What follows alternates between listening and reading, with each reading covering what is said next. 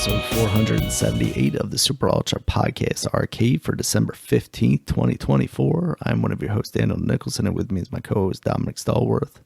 What's going on this week, Dominic? All right, so, well, a couple weeks, actually, but yeah, I guess most of the stuff we're going to be talking about is just in 1 week. But yeah, we took a little break, so now we're back, and yeah, I was going to write too, because we got a lot to talk about. Game Awards happened, man, so that's huge, and a lot of stuff happened in sports too. So Major League Baseball, we had some trades and some free agency signings. The biggest one is Juan Soto going to the New York Mets for $765 million for 15 years. And I mean, we're getting there, man. We are getting to the billions. We're getting to the billions close, man. And baseball seems to be always the lead in this. It's crazy. Like, you look at football, it's like, oh man, those guys get injured, don't play as many games, but it's definitely more injury prone. But there's people's like, oh, but there's more players. But then I think, like, well, football doesn't have a farm system. They pay those players in the farm system. It may not be a lot, but they still pay. So I don't know. I mean, they have to be look at that. But football, yeah, they'll just probably save games and stuff like that. You know what? If the football had like a good insurance policy, or something, I think that would be okay. Like, they actually take care of their guys after they're gone, especially with all we know now that happens with the concussions. Yeah. But anyway, like, back to baseball, yeah, that's a huge contract. Yankees picked up a pitcher, Fried from Atlanta, who has been good. The Orioles picked up like two guys. We got backup catcher who's really good, and an outfielder who can probably be more of a utility guy. Well, yeah, he might come, not utility. That's not the word I'm looking for. I forgot what the word is. Like, they come in every now and then. Like, he'll come switch up maybe with another outfielder a bit. I guess it all depends how he does. I mean, it's nice, but we haven't made any huge moves, and we need to, because I think, Crochet, I believe, from the White Sox, he's a great pitcher. He's on the Red Sox now. So it's like we got to make some moves. We still haven't got our ace pitcher yet. Burns is still out there, so I don't know if we're going to sign him again or what, but we need an ace pitcher. Maybe we need a bat. I don't know. But I know we need pitchers. And like I said, there's never been a World Series in my lifetime that anybody's ever won without an ace. Like, it's never happened. So the only thing is that one of the guys we have will become a ace, like a true ace, or we got to get one, because then we're not going to win. Because right now, with the lineup and staff we have, it will make for a okay season. I'm not even say like it's not going to be like, oh, we definitely making a playoff season. I'll say it's going to be a okay season. I hope we are above 500. But like, it's not. I wouldn't go in like, oh yeah, this is going to be a good season. I would go in thinking lower expectations than last season. So yeah, always got to make some moves. There's been a lot of other things happening too. I just can't remember all of it. But let's move on to football. NCAA football. We got the playoffs happening, man, which is the first time ever. So this is cool to see. The Heisman Awards was yesterday.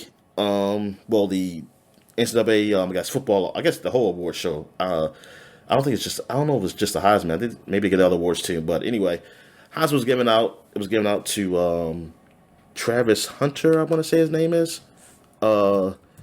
And yes, he won. He's from Colorado, Deion Sanders' team, and he won the Heisman. He plays cornerback and I believe wide receiver. He's a two-way player. That was great.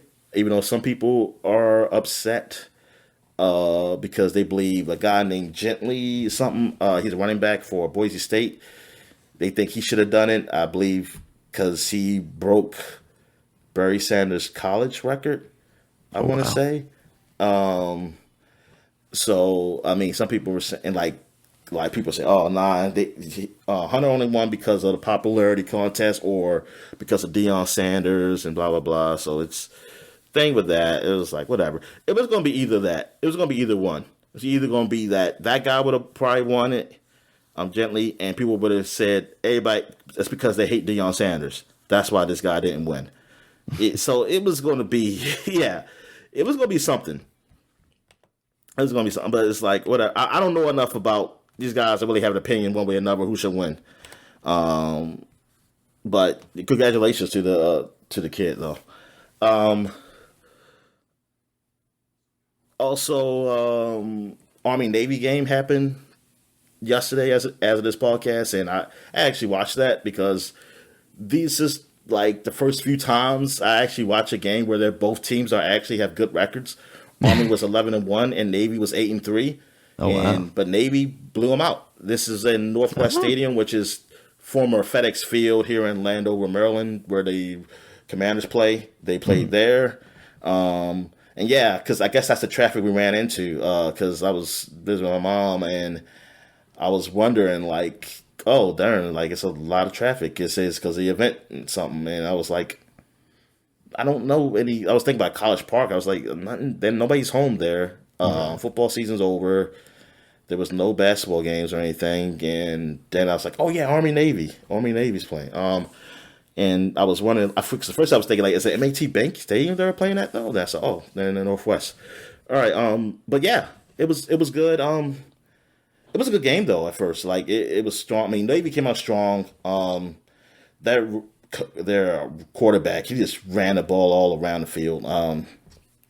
This guy, yeah, it was. I mean, I was rooting for Navy, of course, because Navy's in Annapolis, so I was always new for them.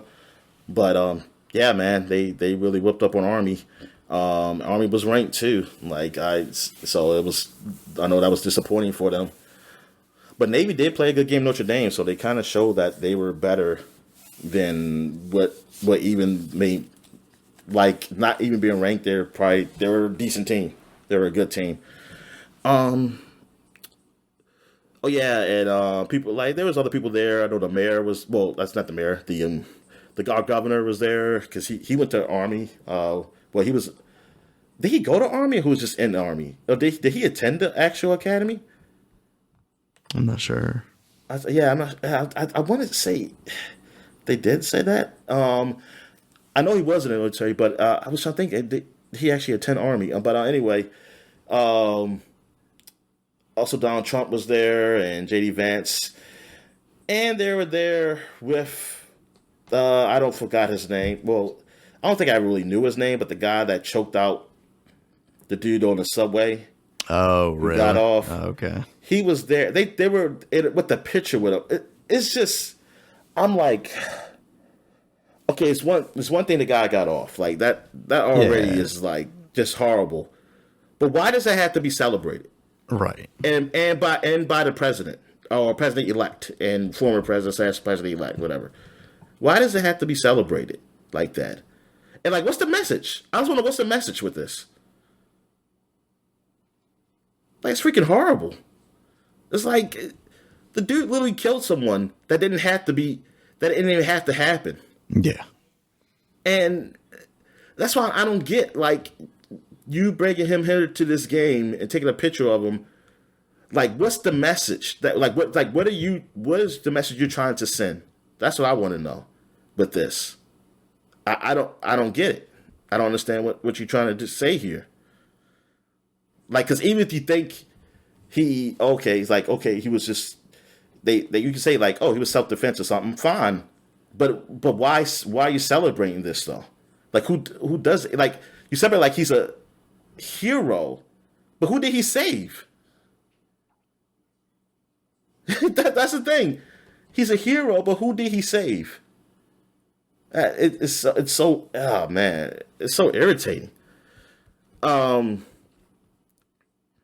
But anyway, yeah, that kind of ruined it. Like, I don't care about him being the president being there, or any president being there. That mean it's freaking the military service shit. Yeah, I mean that's like the most I think. Like, I watched Army against quite a few of them, because of Like I do like when Navy. Well, definitely when Navy was good. And then if both teams are bad, then it's still good because then at least it's even. like it's like okay, I don't know who's gonna win. So even though both teams are bad, but it's always been like one is really good. Like I remember Navy was doing really good, but Army wasn't. Whatever. Then Army became good. But yeah, I don't. Yeah, that just kind of just ruined it. And it's like God darn. I say that's just awful. It's like what the hell. Anyway. Yeah, so like I said, the playoffs are here now. So we got I know the Oregon's in it, the Ohio State is in it, even though they had lost to Michigan. But they only have what I think that was their second loss or only loss, I forget. They're playing Tennessee. Tennessee's in it. The I know Boise. Yeah, Boise State is in it. You got who else is in it? Alabama's not in it, so that's good. I'm happy with that. And SMU is in it. I think there was some argument about was it an argument about SMU? I think it was SMU getting there and not Alabama. Some people are arguing that maybe SMU was ranked too high. Not so much that they shouldn't got kicked out because they lost in the championship game, but that they got ranked too high that they shouldn't even been in the conversation. That the conversation should have been that they have to win this game to be in the playoffs. Especially, and the person who made that argument, televised anyway, was former Alabama coach Nick Saban. He was like, all right. And I was like, oh yeah, okay. But Alabama did not make it in, and I was like, yay, that's good. It's like, because I was tired of seeing, I mean, they deserve to get in. They deserve to get in. But apparently the committee did not think they deserved to get in. So, whatever. Clemson's in there. They're playing Texas. You got Notre Dame playing Indiana State. I mean, not Indiana State. I'm sorry, Indiana. Just Indiana. And you got SMU is playing Penn State. Penn State had lost to Oregon in the Big Ten championship game. Damn, it's so weird that Oregon's in the Big Ten. Oregon comes in. They come in the first time to the Big Ten from the Pac-12 and just win it. They just went and steamrolled everybody. It's like, we're taking over from the West Coast. We're taking over you North Midwesterners. All right, so I think that's it. Yeah, that's it. Oh, NBA. I know the NBA's having. By the time you hear this, the NBA tournament will be over. The early league tournament, whatever it's called. It's, I believe, the championship game is Milwaukee versus the Thunder. The Milwaukee Bucks versus the Oklahoma City Thunder. So, and that's actually a good game. That's a potential finals game. Unlike last year's bullshit, which was the Lakers versus Indiana, where neither team were even going to sniff the finals, and Lakers damn sure shouldn't freaking have won it. That was bullshit. I think that was fixed. Yeah,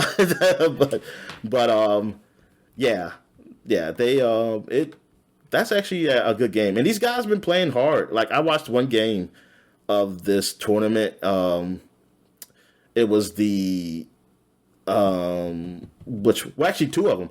It was Golden State versus the Houston. Houston has, like, they don't have scores, but they play defense, and that game was in the 90s.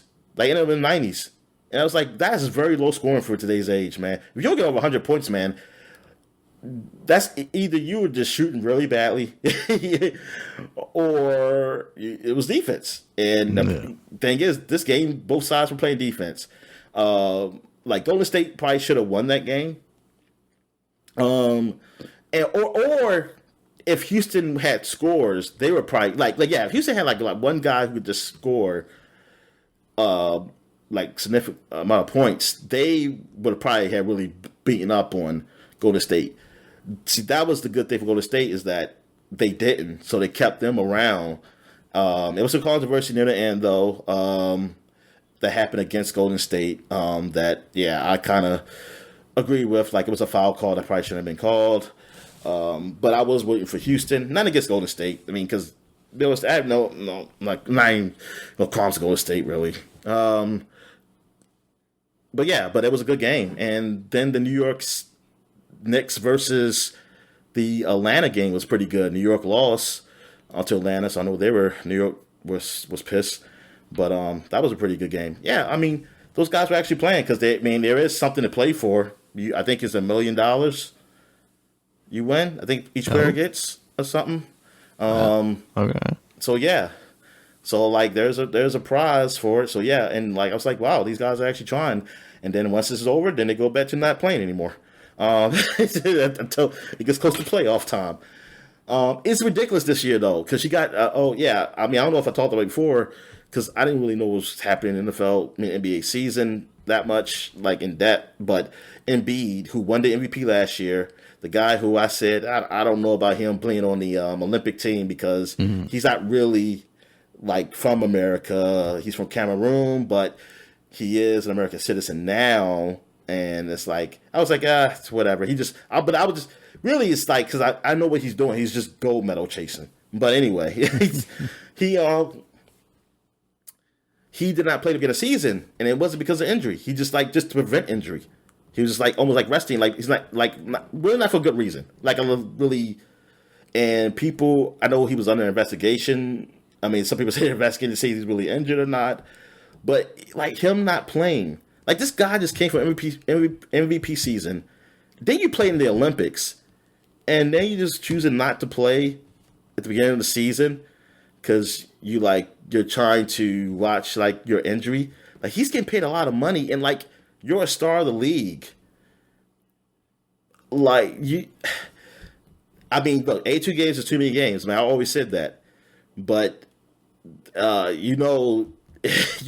people never go backwards. They never go backwards unless you're taking the money away. From the players, which the players are probably not going to agree with.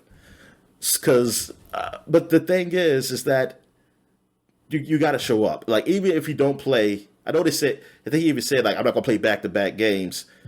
Nobody says that. No star ever says that. Like even if you don't say it. Don't say it.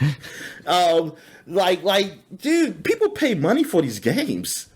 That's the thing, and they don't make them like cheaper. Well, ahead. I mean, sometimes they do. Like eventually, as time goes on, the tickets become cheaper. But if you bought them ahead of time or something, you're not. I don't know the process of that unless they change something. I think that's it.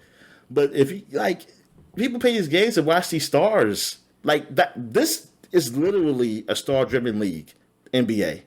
It is star-driven, hardcore. It's not team-driven. Like football can be team-driven. Baseball is definitely team-driven. Yeah. But football, but basketball, nah, man. You want to see the stars play. It is literally like a celebrity thing, man. And if you got no stars, they ain't not you. Well, you usually watching other teams saying, okay, I hope their stars like they're playing. It's ridiculous that the guy who won MVP and people have been arguing, trying to say he's one of the best players in the league, it's not playing. That's like it's really come to this in the NBA. Are you freaking serious? That's like God darn. And you know what? And I was talking about how the TNT inside the NBA is going to be coming to ESPN. Mm-hmm. I don't know. Yeah, I don't know if I really want that. I kind of hope I kind of hope they did die because I don't want them to be mixed up with I don't want to see Stephen A. Smith with them. That was the good thing is that I had to see him. now if I want to see him with just even mention with these guys, oh my God, nah. This this definitely will not be. This is definitely the last time I watch. I mean, last year technically was the last time I watched. This time I'm kind of spitting through, but I think after this tournament I'm going to be stopped watching because now I'm not going to see anybody play hard anymore. And the Wizards, well, they did beat the Nuggets. They upset the Nuggets, so they did win their third game. I don't know if they won yesterday or whatever. I know they played. Last time I saw them, they only won 3 games. And they beat the Nuggets when Jokic scored 56 points. He scored 56 points, and he had like I forgot how many rebounds. I think he had double. I think he almost had 8 assists or something. It was something crazy, like those crazy ass numbers, and they still lost. I was like, wow, that is something. All right, so you got any wrestling news? Not really, mostly just because I'm kind of behind. I did watch last week's Deadline NXT show, and that was a lot of fun. The whole Deadline event, where it's like this Soul Survivor match that Shawn Michaels has come up with, where you have like, I think it's 5 people, and they come in time intervals. Like you start out with 2, and then you have 3 more people eventually come in over the course of like 5 minutes or something like that. But they have a penalty box. So if you get pinned or submitted, you go into the penalty box for like 90 seconds, minute and a half. And it's basically whoever gets the most pinfalls in that time frame. So like, because you're in the penalty box now, you're losing out on opportunities to get pinfalls. Also, if you come in later in the match, you were at a disadvantage. It just adds a lot of like interesting elements to it. And these past few years, they've actually done a pretty good job with it. I think out of all the matches they've done, I think there was one that was kind of a bit of a stinker, but for the most part, it's been really good. And this year they did a men's one and a women's one, and both of them were pretty fantastic. The other matches on the card were kind of not much to talk about, but since these matches, they're 25 minutes each, they're taking up the majority of the card anyway. So yeah, they did, WWE did just have their Saturday night main event last night. I have not gotten a chance to watch that yet, so plan on trying to catch up with that at some point. And yeah, we're going into, I would say, like WrestleMania season, Royal Rumble season. But the big thing that's going to be happening is just that January 6th show for Netflix. That's probably going to be like almost a WrestleMania level show. I'm sure that's probably when we'll see The Rock return. And I'm sure they've just got some big stuff for that, because that's going to be that first Netflix show, and they're trying to prove why they're worth that money, right? So it should be a good time. They should have like a. Oh, go ahead. I was just going to say AEW's leading up to their next event too, but I'm kind of out of the loop on that, so I'm not totally sure. They should have although I will be going to AEW on Wednesday. Sorry. Okay. Yeah, hurry up. Where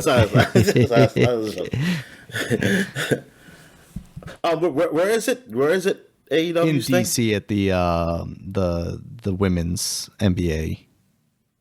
The sports and entertainment arena, I think it is. Yeah. That's a nice little arena.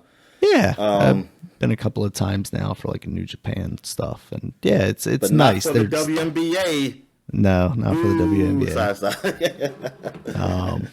Yeah, but it's nice. It doesn't seem like there would be really any bad seed in that place, because it's kind of small enough that it's intimate, as some people. Yeah, I mean, which is good. Like, and I think there are even like people like talking about like for either new baseball stadiums and definitely Tampa Bay, because they really have fans, but they need to do the stadium, but the and even I think even new just stadiums in general outside, like making it more not about the seats, like so many seats, but making it just probably smaller seating, because they get to have be full and more event, like it's more impactful, it looks good. I mean, for the fans there, and television.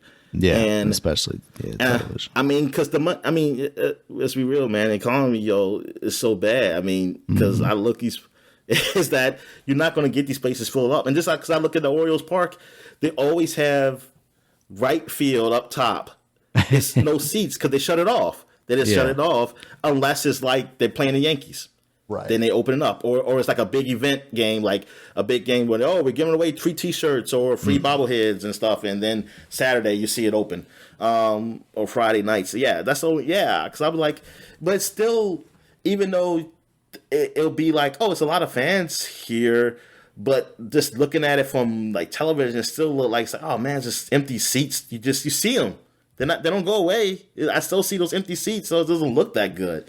And I'm like, man, they gotta say it sucks that that's what it is, but I can't blame people. And plus, well, for the Orioles, it's a multiple things because baseball games don't cost a lot compared to basketball and football because there's so many of them. Yeah. But I mean, it's still a convenience thing too. You got to go in the city and stuff like that. That's still adds even if up. You buy cheap baseball tickets, if you're parking down there, you're probably paying more almost in parking than you are in tickets. Oh yeah, you probably definitely are. Like that's probably baseball probably the only time. Yeah, you'll probably actually pay more parking than your ticket. That's probably the only sport that probably does that. Yeah. And maybe Wizards games. Maybe Wizards games do that too, because the Wizards suck. But anyway, but the Orioles have been good for so long too. So you got this, like you already got like the way the economy is now, and then the Orioles have been bad for so long. Yeah, it's gonna take time, and it's just I don't know how that works out for those places. Like you can't compare it to places like Boston and New York. Like Boston, it's not so much that the city's big; it's really just more of the culture for them. They absolutely. It's just a different culture. The baseball is religion next to their saint and whatever. The Irish, who's the Irish saint? I don't know. Potato Man. No, it's whatever. That's not. But they're like it's up there with the Catholics. They get the Catholic religion with them, Irish Catholic. But I do like it because when like with WNBA when they did that, when they finally had opened that up, it was like that's good for WNBA because you're not going to get them to fill up Capital One Arena unless it's Caitlin Clark there, which they did. Yeah. They did move it there, but and it makes it. I like to hear the crowd. I hate when I hear echo in a professional game. I don't like that. I was like, oh man. And the the DC United field, like for the XFL, well UFL, whatever it's called now. I like it. I like that because it's not big like Northwest Stadium is, but it's more intimate. So like when the crowds come, because you're not going to get a huge crowd for an XFL game, UFL game, but it was loud because the stadium holds so many seats and it's compact. So it's like, that's good for this. That's good for that type of environment. Okay. Oh darn! See, I was going to say like, I was saying that WWE. I'm surprised they don't do like a senior league. Like they have for golf and I think it's golf. Who else do seniors? I know another sport do seniors, but I think golf is only one. Maybe bowling. Maybe bowling does seniors. I'm surprised wrestling just don't because they have these old wrestlers up here anyway.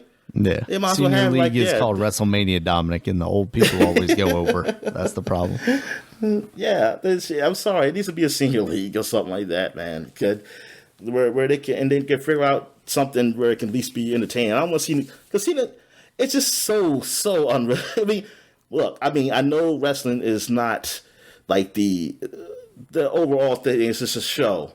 But come on, man. Seeing a guy who's in his 20s or even 30s, early 30s, going against a guy who's in his 50s, like go 60s, it's like, come on, man. I don't want to see that. I don't want to see that. So you're telling me you're not excited for this Bill Goldberg match that's upcoming in the future, Dominic? Oh my God, no. Yeah. See, I'm sorry. Or make a get some type of AI thing going on here, where it's like AI mixed with hologram, and where it's like, it's the old Goldberg, like it's Goldberg when he was good going against him, and it's just. I mean, all predetermined anyway. So you might. So well, go the ahead. Thing is, like, they actually came up with some creative stuff during the pandemic, like the Undertaker's match with AJ when they were doing like the boneyard match. Yeah. Like, do some stuff cool. like that. You don't, especially now you have this Netflix deal. Like, come up with more content. It doesn't all have to be live content. yeah. Say, oh, they got this special match here at the Grand Canyon or something like that, and somebody, Exactly. whoever, they have to throw a ball, throw a ball off the cliff. Yeah, and then you just see the prop, like when they get thrown off the cliff, it's like a puppet. It's like oh, it is on the screen. It's like that clip from Conan that Paul Rudd would always bring on. Just like Yeah. here's this obviously fake person going off a cliff. Oh, let's okay. We could go on to what we've been watching. Yeah. So you haven't been watching anything too interesting. So okay, I checked out the show called Smiley Friends. Now it's a show I seen on HBO Max, but I never clicked on it. I always just thought of it as Adult Swim, one of those nasty Adult Swim shows. Okay. I mean, they like it's not my cup of tea. Like Tim and Eric and stuff like that. I like Aqua Teen Hunger Force, which it was Aqua Teen had its time. Like it was some episodes funny, but then I was like, I just stopped. And but this show, it's almost like it's like those type of really weird Adult Swim shows with actually funny writing in it. Like, oh, and the guy, I know the guy, he was a guest star, and I think he's even appeared like just in a clip. The guy from Red Letter Media, the lead guy, he talked for one of the characters in the first episode, and it's about these people who work at this like some kind of place where they're supposed to help make people smile, almost like some type of social work or something, and they help people smile. That's what they do. That's their job, but it's just really kooky and crazy. I think these guys are Australian or whatever. But I don't know where the show supposed to take place at though. Probably some weird Americana place or something like that. But the way they talk to each other and do things is just funny. It's actually pretty funny. And I was like, yeah, this is actually all right. And each episode's only like less than probably 15 minutes. So they're quick, and like the seasons, I think it goes like what, maybe 10, 13 episodes. I don't know. It's only been 2 seasons, but yeah, it was I was like surprised how much I actually liked it. And like one of my favorite episodes is the Brazil one. Like it was just like I believe it's the final episode of either the final episode of season 1 or the first episode of season 2. I forget, but like because it's like how they talk to each other is kind of realistic and it's funny. Yeah, it's pretty good. I like the dialogue, the interactions with themselves, and like these guys, they're not humans, and not like these are all, I don't know what they are, some type of creation. Like well, I think one of them even says like he's some homunculus or whatever. Another guy said when I was a little tadpole, so I'm guessing he's some type of amphibian. I don't know. But he doesn't look like it. He just got a weird purple head. He's short, purple, with some big eyes. But yeah. But the boss is like this old man. He's crazy. I mean, it's funny. It's a pretty funny show. Also, I finally watched the latest season, or I don't know how to even describe these events on Demon Slayer. The latest arc, and this is the one before next year when they're going to have a 3-part movie.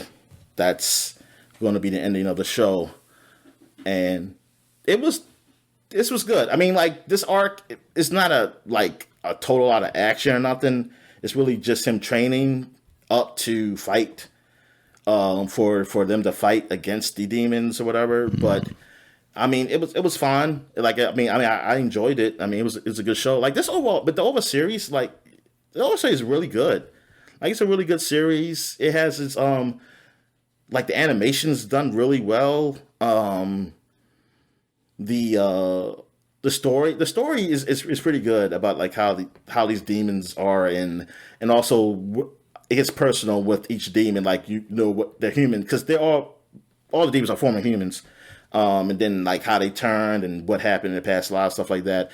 It's pretty good. It got some really funny moments. My favorite character is what's his name, the Jitsu or Genitsu? I forget. He's the coward. He's my favorite character because because I mean, even though some people say, "Oh, I hate him because he's always screaming and yelling and scared or something," but when he faints, he goes to another persona where he's just badass, and like he just like that's what he killed. And he doesn't know it's that like he once he wakes up, he think like the guy he was protecting saved him. He said, "Oh, you saved us," or something like that. No, but no, but I like his coward side. I think he's funny. I just like how he gets scared of these demons and like because he always says like what you were thinking. Like it was one demon like. It just looks so weird. It's like a spider head or whatever. And he was like, "Oh my god!" It's like, what the hell am I even looking at? It's like, what am I looking at? He just scared as hell. And like yeah, and that's why I really like him. Yeah, and the other big thing with this is that the main character has a sister. She has been transformed to a demon, but she doesn't kill people. He has to put this thing around her mouth so it can help. Like, for she won't attempt to kill you, but she doesn't even try to, like even claw at you. But then again, she still has. I mean, she had those urges still, demon tendencies. Yeah, but when he put the this bamboo whatever thing to put over her mouth, where she just gnaws on it, she's all right. And I think somebody his former master or whatever hypnotized her to only attack other demons and stuff like that. So, and she's powerful, but but I mean, this is spoilery. And like the arc before this one, she was able to come out during the day. Like demons can't come out during the day, but something happened to her where she was able to survive coming out in the day, and that's what the main antagonist, he wants that. He wants that power. So he definitely wants her. Like that's what he was going after her. So and the ending of this arc really, it leads up to what next year's movie supposed to be, which, man, like, because a lot of people keep talking about, because the comics, I don't know when the comics ended, but I always heard rumors about like Infinity Castle. Say Infinity Castle is going to be great. And like the Infinity Castle, whatever it's called, it's like this realm where it's just like an endless room of like rooms and doors of like the old Japanese style rooms and doors, sliding doors and everything. It's just like a big place, and how they animate it looks real nice. It's like computer generated, but like you can walk in, like you can seem like you're walking on the ceiling or walking on the side. Of, like it's really almost like a Japanese version of what's that painting is. What's the painting called? The one where you walk on the stairs upside like down. The MC Escher painting. Yeah, it's like a Japanese MC Escher shit. But that's where the final battles happen. Like it's these fights that's going to happen there. Oh, cool. Between all the what they call them, Hisharas, whatever. The Demon Slayers, versus the demons, and yeah, so that should be really great. Yeah, so that's all I watched. So I guess we get to what we were playing. So let me get through that real quick. Metaphor ReFantazio, I've been playing that game. That game is great. Like I'm really like into it. Like this is the only game I want to play right now. Nice. I'm kind of really in the middle of it because I still think I have a couple characters I still haven't unlocked yet. But I like the idea of me being part of this tournament, and I'm trying to build my popularity up so I could be chosen to possibly be king. I'm also trying to infiltrate this other guy because I'm trying who's trying to be king. Like I'm trying to say like, hey, I'm helping you out too, because some people are representing other people. So I'm saying, hey, I'm going to represent you. Like I'm not going to really be. I'm just trying to help you out. Really, like I'm not a threat. Like because I'm still like a nobody. So it's like I'm not going to be probably winning this tournament. And the way the tournament is done is that because the former king died, but he put a spell, and you see this big giant rock head in the sky, and it's like him, the former king, and he's saying he's starting this tournament like we're going to stop having kings be born just because of birthright, but we're going to have it the people elected, almost like a vote, but it's really in a magical way. It's like the people's feelings. Who do they feel should be it? So Then there's this other rock. It's a rock that's on the actual ground, which has the faces of the most popular um, potential kings to be. So you see a face of one of the religious guys up there. You see the face of the guy who's like the antagonist, also up there who killed the king, really. And he even admitted it. He even said he killed the king. But this is something that King wanted to do anyway. He said because he wants the people to elect the guys. Um, and then you see, then those were only two faces at first. And there was like a mixture of little faces, like, because these are other people, potentially to say, because anybody can be it. As long as you become popular enough that the people see you and want you to become king, you can. You got till this date. Like that's what it is. To this date happens. That's when the king will be decided. And then there's, if you're really popular and you're on that rock where people can see you, you're protected too. Nobody can kill you. Because like when somebody tried to assassinate the guy who killed the king, he got killed.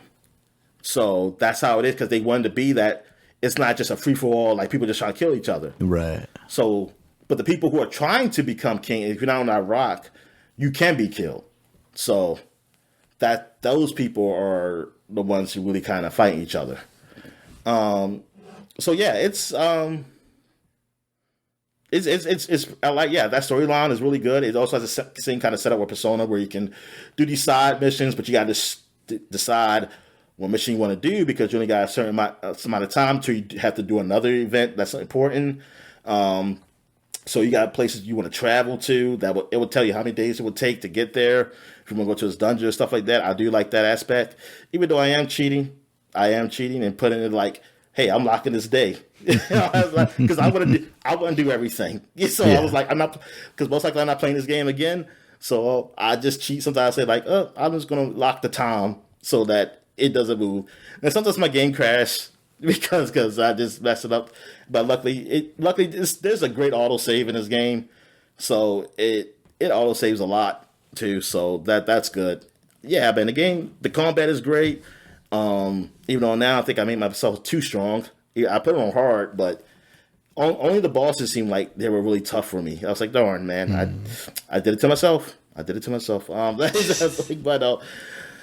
But yeah, this game, yeah, it's awesome. Now I see why people really loved it. It's awesome. I played a little bit of Soul Weaver. I picked that up, The Legacy of Kain, the remastered, just to try it out. Graphically, yeah, it still looks the same as the PS2 one, but really just cleaned up. So it's just funny how in the PlayStation 2 era or PlayStation era games, when you clean them up, like it's like, okay, I can see everything now. There's nothing. Like it's empty. It's freaking empty. Yeah, but with this game it's like almost like a two world kind of thing where you can like a dark, well, I guess, I don't know, spiritual world or whatever, and then the normal world. Because apparently you was a loyal servant of Cain, because you're Azrael. Yeah, you're of Cain, who was a vampire. But he was threatened by you because it seemed like you were becoming powerful, so he kills you. But you come back to life from I don't know who this entity is. I guess you'll find out later. He brought you back to life and to help get your revenge, basically. And you're a soul weaver. You suck souls instead of when you were a vampire. But you can go through the soul realm and that realm and the real realm. And like certain puzzles work that way.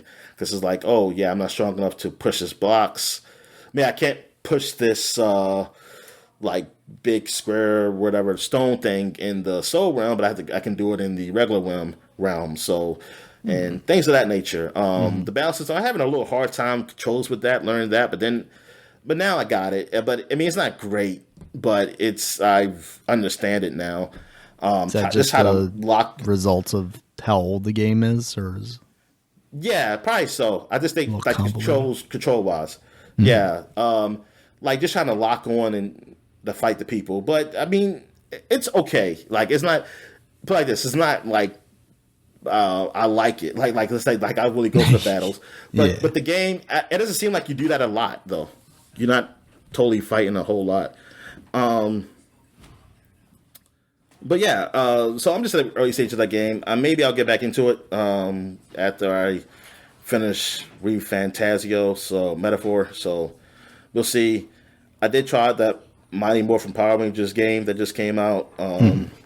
I mean, it's nostalgic. It's based off the characters that we used to look at when we were young. Yeah. But the game controls they're not tight at all. That's Like it looks really good. It's so much potential, like the Ninja Turtles game. But yeah, it's just they feel like every time I want to do a move or like when I'm attacking, it doesn't feel like it happens right away, like where I want it to, and just I feel like I'm always going to get hit. Like I almost is avoidance of that, and I definitely don't like the dino stages when you're kind of running like you got the behind view of the dinosaur and you're kind of running forward, trying to dodge stuff. I wasn't really into that. Mhm. Yeah, I didn't really get far enough to be in the Zord to fight yet. So I don't know how that is, but yeah, I see why there's low scores for this game now. I see some reason. I never read any reviews yet for the game, but I was Yeah. looking at the scores like, oh darn. And then like I said, darn, I was really hoping it had that same work done, just like it. I mean, it was done like the Ninja Turtles game or the Streets of Rage and stuff like that, and it feels like it's probably closer to Battletoads or something. Yeah, that's not good. No. Then what else we have here? Outer Worlds. Yeah, I've been playing some Outer Worlds on the PS5. Yeah, because I've been playing remote play with it because I kind of wanted to play that game again. I always said I was going to play it again, and like because of the DLC and stuff. So this is Spacer's Choice, and they also added things into that version, which I forgot it was some quality of life stuff and some better something with graphics and stuff like that too. But I'm still at the beginning stages of that. I'm still at the first planet, trying to trying to get that power regulator or something for my ship. Go to the game, and I just remember like just how this game was just more comical than like your traditional Bethesda game, and I do like that, like how it doesn't really take itself too seriously, and people are funny like this and stuff like that. So I do like that about this game. Like I like that over what Starfield is with that. I mean, Starfield, there's some, yeah, I mean, Starfield has some good things though, like things I really enjoy, but you know what? The tightness of Outer Worlds, I really give it credit for. Like Starfield, it feels like really big, but it's a lot of nothing. You know, I mean, technically it is a lot to do, but it's like, do you care to do it? That's what it is. It's like really like yeah, I can go on this planet and look for items and knickknacks and stuff, but is it worth it? Is it really like? Is it worth my time? There's no story here or anything, nothing like that. It's just like whatever. But Outer Worlds, they make it. I like these kind of short RPGs, like 20 hours at most. That's good for me. Like at like 20, yeah, I believe 20 hours at most, even with doing some extra things without movement, not including DLC. But I think that's a good amount, man. Like for RPG, like like once you get to that 30 hour to 50, or some people say, oh, I want 100 hours. It's like, dude, man, it's like, you know what? I did too, but I also was young, and life was like so far away from me. Like like it was like, hey, my adult years are still a long way from here. Yeah, so I got time to do anything. Like I ain't got time for that. I ain't got time to doing these games that long. All right, so we can talk about this game. I only played very little indie. You probably played more than I did, but yeah. So indie has finally come out for the Xbox. So how you like it? I think it's pretty cool so far. You start out kind of doing this flashback sequence from Raiders of the Lost Ark, and I think it works. The third, like going into the third person stuff, doesn't doesn't necessarily break the immersion for me, because I think if from a gameplay standpoint, it definitely is an improvement over you just like staring at a wall as you're climbing up a ladder or something like that. But it definitely kind of, it just, I don't know, it's weird. But visually it looks good. It runs decently well on my computer. I was having trouble with it getting it started so you did? at first. Yeah, I was trying to wonder if you was running the computer or not. Oh, because then I might try it then. Because I just been playing it on streaming. Yeah, I've got, most things are on low and everything, but it looks okay still. And it is the frame rate seems to be holding up pretty well. I think I need to turn off motion blur. I don't know why all these games turn on motion blur, and I think that might be one of those things that kind of makes me sick when I'm always turn on. I think recently I've been keeping it on just to see, like, curiosity of, like, I was like, why do I usually turn off motion blur? I mean, even on consoles, I was like, let me just play with motion blur and see something, and then I turn it off, and I don't know what I did. I don't know what the hell the difference is. Like, I don't know. I mean, I think it's the way you move and it kind of blurs, I guess. Yeah, it's mostly if you're like panning left and right real quick, it'll blur. But it's like, why do I want that? Yeah. Yeah, I think they're trying to like imitate, the fidelity of your eyes as you're moving around. But I feel like I try and leave it on because it's an artistic choice that they're making, and that's the way they want you to see the game. Yeah, but yeah, exactly. It doesn't really seem like it adds to my experience. So yeah, I think that might be something on my PC. I definitely got. I mean, I don't have to, but I mean. It depends on the game. I turn it off. It's one of those factors. Yeah. So I was like, I turn you off and turn yours down and just make it all look like fuzzy and like the anti-aliasing down and everything is just all like sharp. I mean, it's not even sharp. It's like it's just. Well, I don't know how you describe it. It's kind of like fuzzy kind of look, PlayStation 2 kind of look there or something like that. It's just. Well, I used to get jealous. I used to get jealous of Xbox having it or GameCube. I said, that's bullshit. Why can't we have it? But go ahead. So I've only had one like combat encounter. Well, I mean, I guess technically two, because there's this kind of like more story motivated thing right at the beginning, and then once you get dropped into the next level, if you think you're going to go up and meet that person and then they go, hey, what are you doing here? They find yourself having to fight that guy. So that stuff seems fine. From what I've heard, like for the most part, you're not really getting into combat and especially like gunplay much at all in this game. So I think that's fine. I've gotten a little taste of like the puzzle stuff, and if that's where they're like mostly leaning in this game, I think that'll be really cool. This game sucks, in that, Daniel, because Uncharted, man, you killed armies. Yes, you did. Yeah, so I think Troy Baker does a good job of recreating a Harrison Ford voice. Obviously, they have Harrison Ford's face in there, and that looks perfectly fine. There's obviously some weird uncanny valleyness to it because it is still a video game, but I think they do a good job of portraying his face there.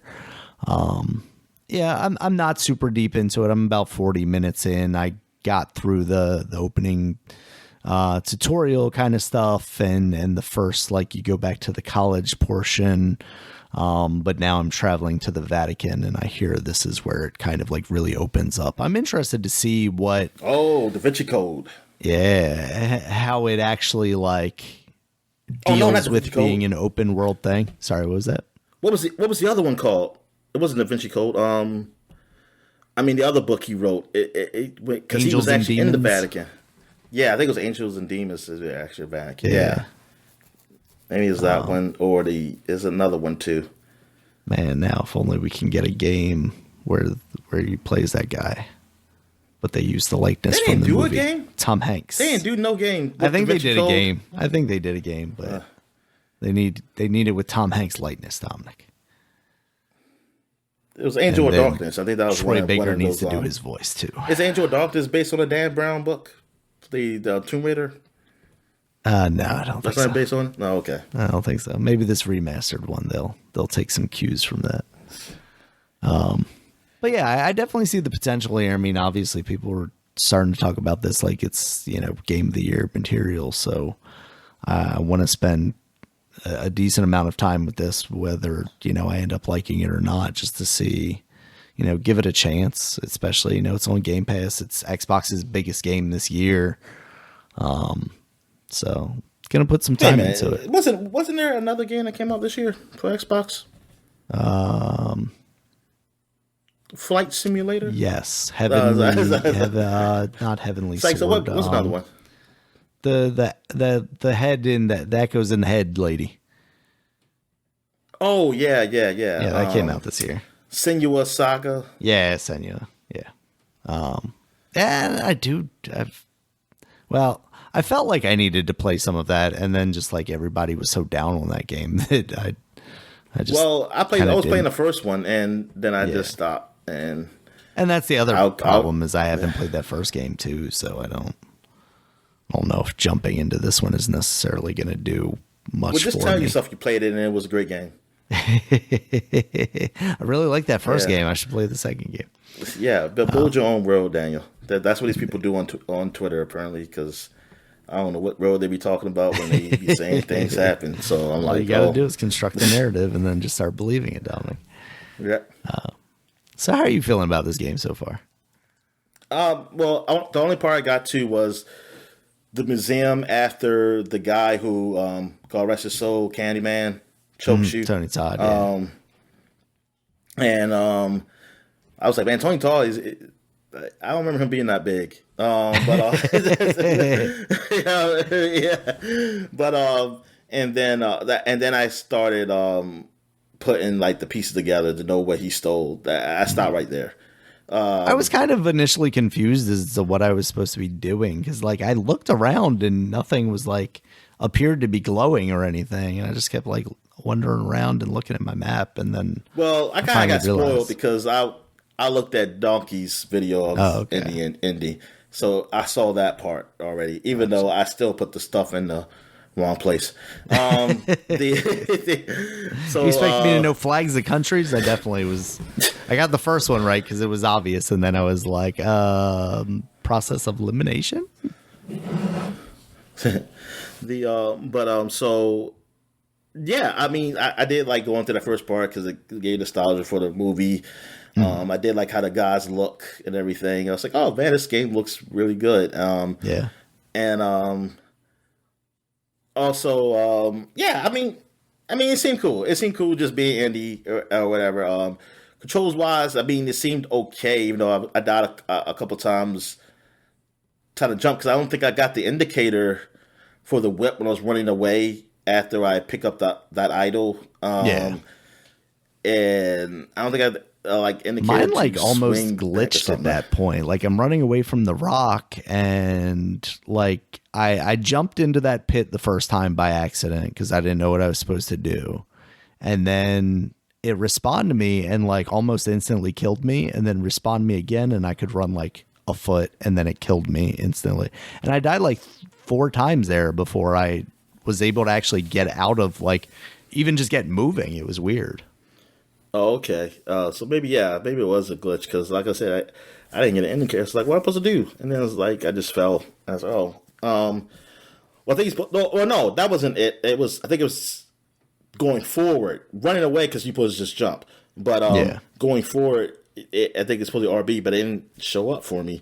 So I just kind of like, whoop, and just went down straight down. But no, I mean, yeah, I mean, from what I hear from people saying now, what you're saying, yeah, I do want to play through this because it seems a pretty exciting game. Yeah. Because I honestly was not really excited for this game. Like, I mean, not thinking it was going to be bad. It's just that I was thought like, oh, this is nice. I like the idea that it was available, but I didn't really care to really play it. And that is out. I mean, I care more. I'm still not there because right now I'm playing Metaphor. Like, I want to play some Metaphor. Yeah. So, like, yeah, I mean, I'll get to that game. But knowing that it's a great game there, that's what I like. I said, okay, this is cool. This is definitely cool that this game is out there to be played. And yeah, man, just yeah, good job on these guys. What other game have these guys made? These are the Wolfenstein guys. The Wolfenstein. Okay. Reboot, Okay. Yeah. Machine Games. And these guys, I think I even told you because I didn't even know that some of these guys have worked on the Chronicles of Riddick. Yes. Yep. Yeah. I didn't even know that. And now I'm seeing like Wolfenstein. I'm kind of seeing that now. So I'm like, oh, darn. Yeah. So like these guys, I like how they do first person games. Like they really make it these action like shooterish games like more evolved. Like this is the closest thing to me get like as far as a story element of a story in a action game or first person shooter. The only other game I really compare that to is Half-Life. Yeah. Half-Life was, but they had a lot of technical stuff to it, like that was really groundbreaking. That helped build that up. I mean, just from a technical standpoint, like if the story was pretty bad for Half-Life 2, people would still love it in the sense of just the technical standpoint of the action, like all the things you can do.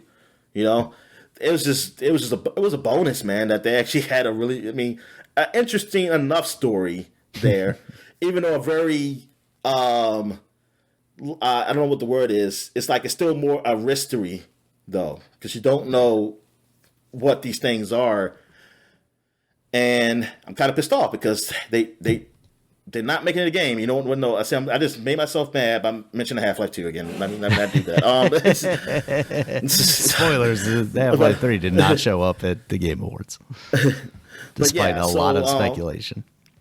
Really? Oh God. But yeah, so yeah, but these guys, like, I'm trying to think of a game where, like, a first-person shooter where it's not, the action is okay. Like, the action is good. Well, Wolfenstein was more action between those two games we're talking about, between ND and shooting action, I should say, ND and Chronicles of Riddick. But like where you do other things and the story is actually good, like I'm sure there's something out there, but these games really comes to mind. Like I really like the way they've done their games. Like it's just not a simple just shoot a little story and just shoot or whatever. Yeah. They did a good job, and I'm glad they're still around. Like some of these guys are still around. All right, so I guess we'll take a quick break. When we get back, we're not going to do a flashback segment. We're going to right to gaming news because we got a lot to talk about. Yeah. So we'll be right back. All right.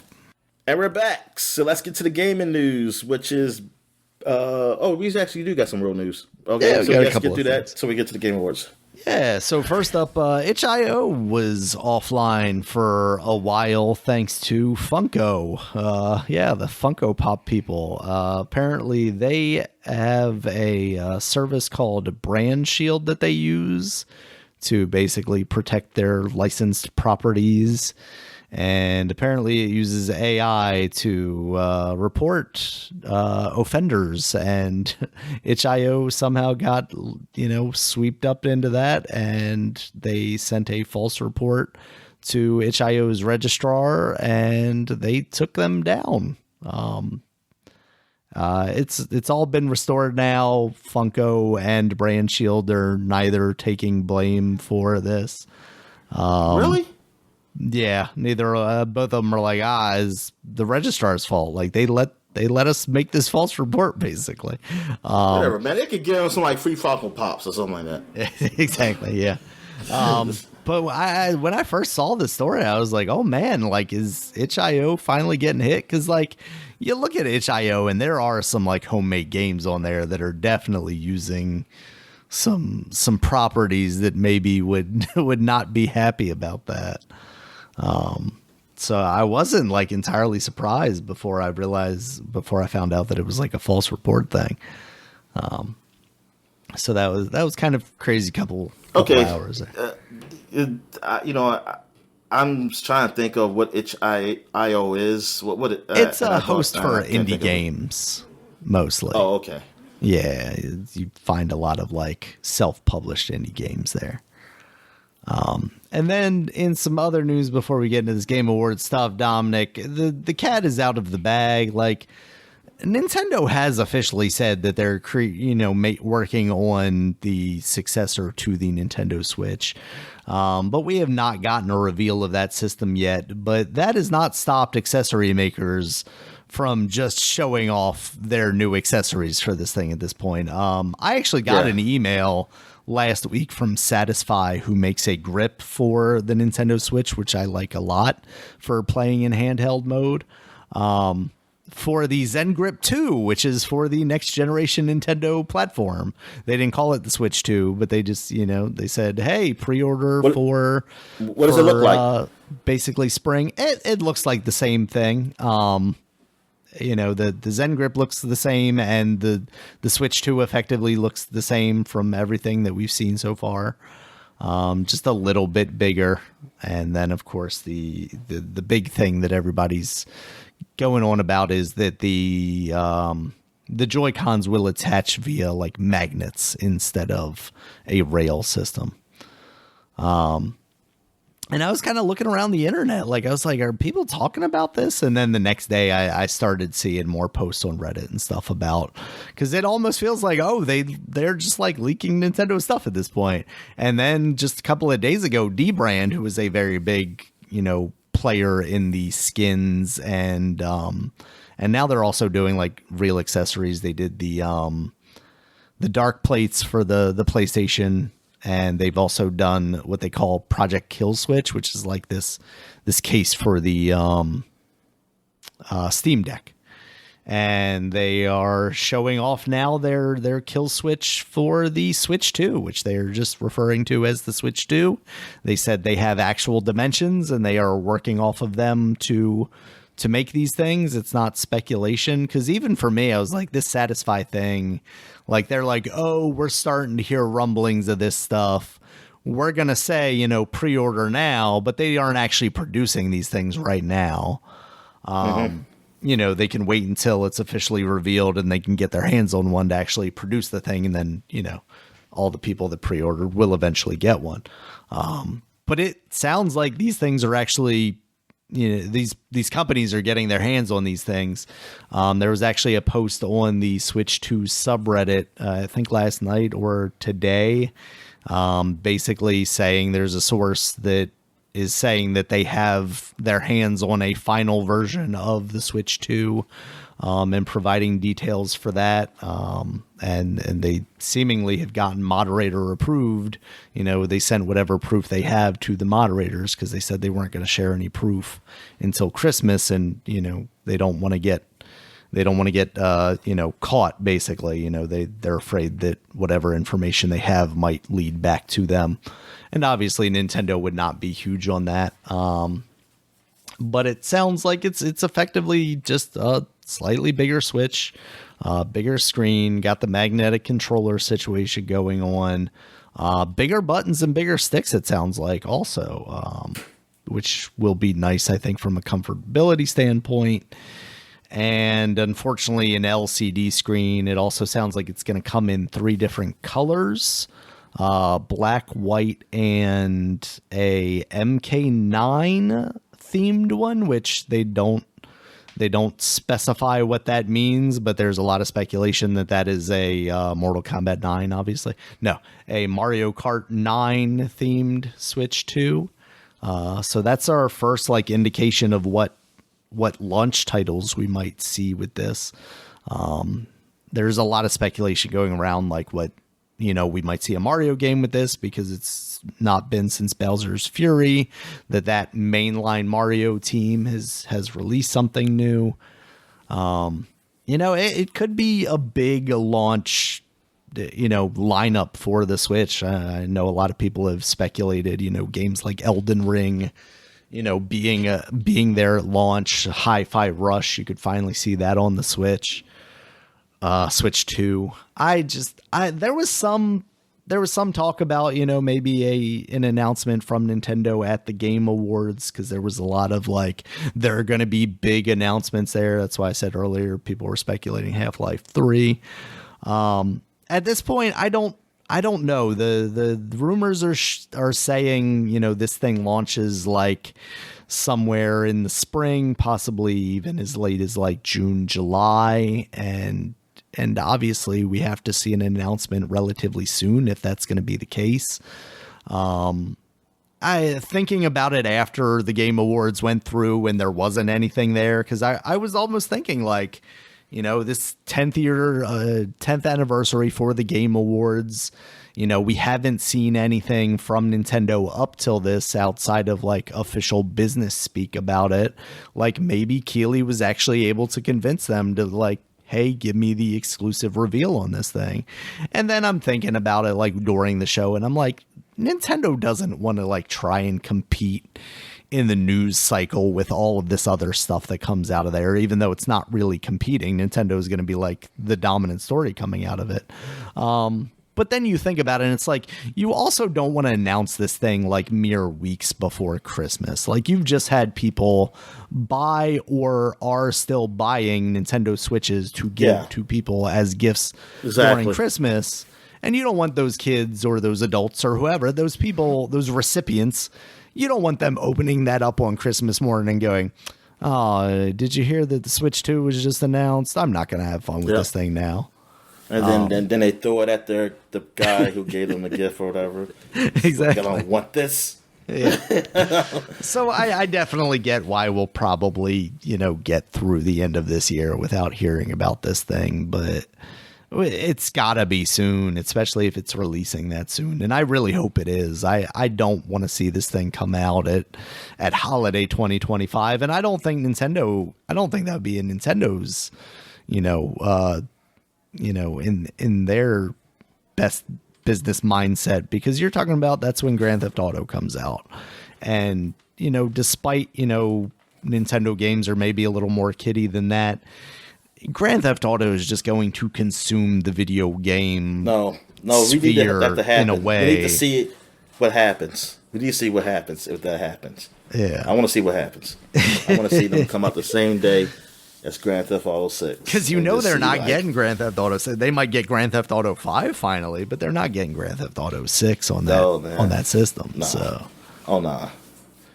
I mean, we're not even getting it on PC right away, Dominic. They're going to get the Rockstar streaming. Rockstar's going to have their own streaming thing. Where you can play. You only can play Grand Theft Auto 6 online. That would not entirely surprise me. All right. Yeah, so we have official accessories right now for this thing. It's not a paid sponsorship, but I do really enjoy that Satisfy grip.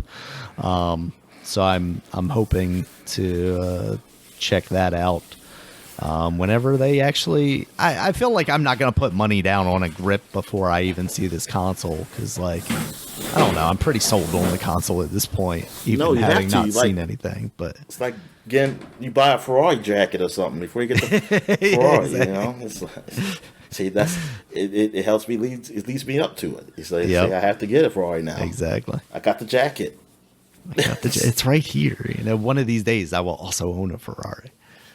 All right, that is our latest in the world of Switch 2 and news and or rumors. I mean, we actually do have news now because we have these companies actually saying stuff about it, but still nothing from Nintendo.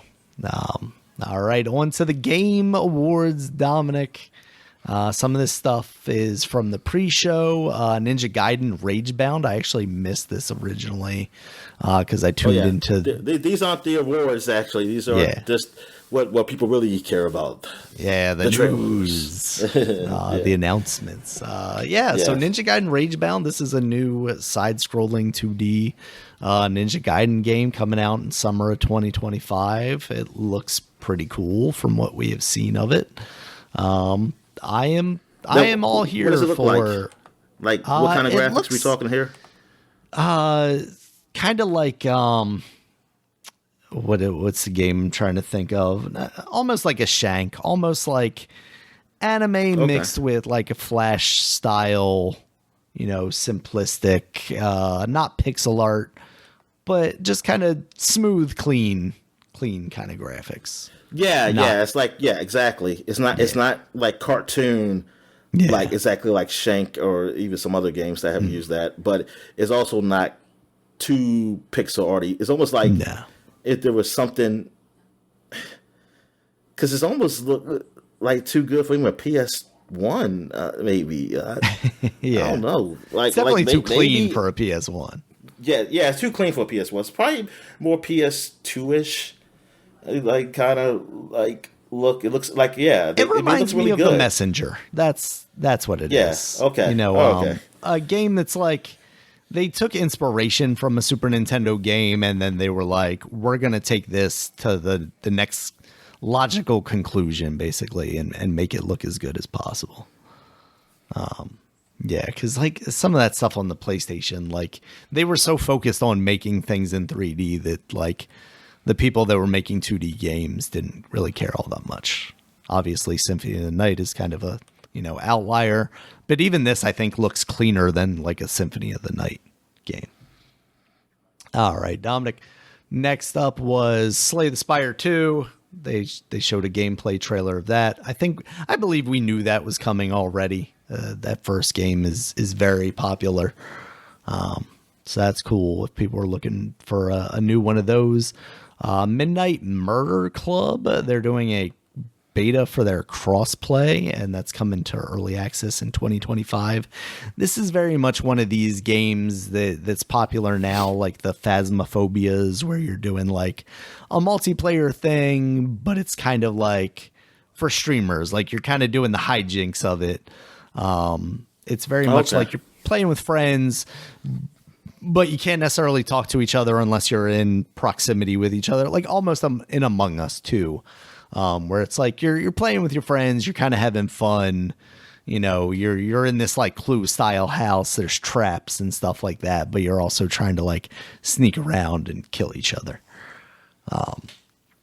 After that, they showed off Thick as Thieves. This is a new game from Warren Spector, Deus Ex guy, an immersive sim, basically set in an online multiplayer universe. You're basically being able to do like Dishonored style things, but against people. It looks like you're competing to kind of like almost do heists and things of that nature. Yeah, I'm curious about this. Yeah. Yeah, and I'm surprised Phil Spector is really getting into the gaming space like this. not Phil Spector. No. Definitely not allowing him to get into the game. All right, next up, Dominic, Shadow Labyrinth. This game looked kind of neat. It looks like, describing it as an action platformer, it looks very much Metroidvania-ish. But there's a Pac-Man spin to it, because you're this person, and then there's a little Pac-Man guy following behind you, and then in these moments you turn into the Pac-Man or you get transported into the Pac-Man, and then he follows the dots around the platforms, and then there's like a weird organic looking evil Pac-Man. There's a lot going on. I heard this was based around the Level Up, I think it's called, the Amazon show. There's a Pac-Man episode of that, and maybe this has ties to that. So I need to get around to checking that out, because there are at least a few of the episodes up of that now. But yeah, this definitely has my interest. Yeah, like I'm curious, like with the Pac-Man thing there, like what does that mean? They ain't say nothing, right? So it's, I'm glad they're keeping it close to the chest if it means anything at all. But yeah, I want to like, will it be like, oh, this is the serious universe of Namco games? And I'm trying to think of another Namco game. I want the character to take off its cloak, and it turns out it's Miss Pac-Man underneath. I'm trying to think what other Namco like game, old Namco game character is there? Is there? I mean, or like wasn't I don't know. Galaxstar, one of those flying ship games. I know Dig they Dug, had one Dominic. of them. We could get a Dark Dig Dug reboot. Yeah, I mean, it could all be part of that universe though. Like you can see it there. Like it's one of the bosses thing. It's just like, But no, yeah, that's. I mean, yeah, that was definitely interesting. After It that, was they definitely showed off interesting. Rematch, which is an online soccer game, but it looks a lot more fun. Like it looks almost like Rocket League with humans. I was kind of getting like the Mario Strikers or that Sega one from the GameCube back in the day, kind of vibes from it, like over the top. That's coming out summer 2025. What's it called? I don't remember this. Rematch. Rematch. Oh, okay. Yeah. Check that out because it Yeah, go really ahead. does look cool for Yeah. a soccer game. Although there's also moments where they're using their hands, so I don't know if it's totally soccer or not. Yeah, they're doing it wrong. I mean, the And it only time is you use your from the hands is goalie. studio That's behind all I thought. Sifu, apparently. I did not realize that. You ain't tell for the bun? That should have gave it away. I guess the person that I'm seeing use their hands is just the goalie, so that actually makes sense. Oh, okay. See, God darn, Dan. I was watching on my phone, Dominic. Yeah, he was the goalie. Okay, yeah, because that person just hit it with their head. I thought maybe they had hit it then. But yeah, it looks like a lot of fun. They have some Oh, nice yeah, like it definitely does. environments and stuff too. Yeah, take that Street FIFA. Well, FIFA Street, whatever it's Yeah, called. exactly. EA gave up on the big brand, and now they got to deal with stuff like this. Are these real character? I mean, No, I don't think they're real okay. soccer players. No, Okay. I'm sure. Well, you can tell me. You might as well tell me they're real because I wouldn't know. If they're smart, I'm sure they'll let you customize it, and then they'll let you like buy hair buns or something like different hairstyles and stuff like that. So. Buy hair buns. All right, Dominic. Next up was one of the biggest ones from the show, The Witcher 4 cinematic trailer. It looks good unless you're a person on the internet that has way too much time on their hands. In which case you have problems. She ain't pretty enough for me, Daniel. Yeah, because it looks like Ciri is the new Witcher. Yeah, so that's interesting. Like I said, from a story standpoint, they said she couldn't become a Witcher. She couldn't really go through the trials because of her elder blood. So I wonder what's the story behind that.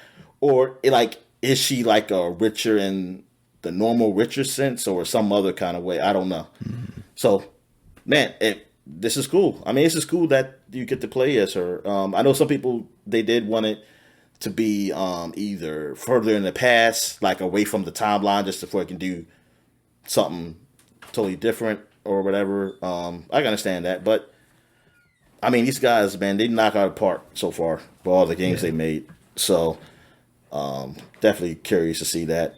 I wonder how they're going to do the intimate scenes with her. That's honestly a good question. Do they allow you to do the same kind of level of debauchery? Is that what you're talking about? Yeah. And is she, because Geralt was only straight, so I don't know what Ciri is, honestly. I don't know her sex. I think she's been with a dude. I think they mentioned that in 3. She's been with a dude, but I don't know about if she's she's bi or whatever. Which that seems like that's just, if this is not totally canon in the book, like this is something separate from the books, which I'm thinking it is. Yeah, you should totally do that. Yeah, you should just do that in this place. See? Even though I want people to be like, no, she either is gay or straight or something like that. Yeah. It's because that's who she is, and I'm okay with that. Like, I'm okay with that, even doing one or the other. Like, yeah, if they actually want to use it to tell a story instead of just allowing for like player freedom or whatever it is. Yeah, but maybe she is. But I'm saying, like, I don't know what the writer says about her because I don't know how far those books go. Like, I don't know the Witcher books. Like, I don't know if this is stopping Geralt. What does it do? So, yeah. I mean, she is bi. Then whatever.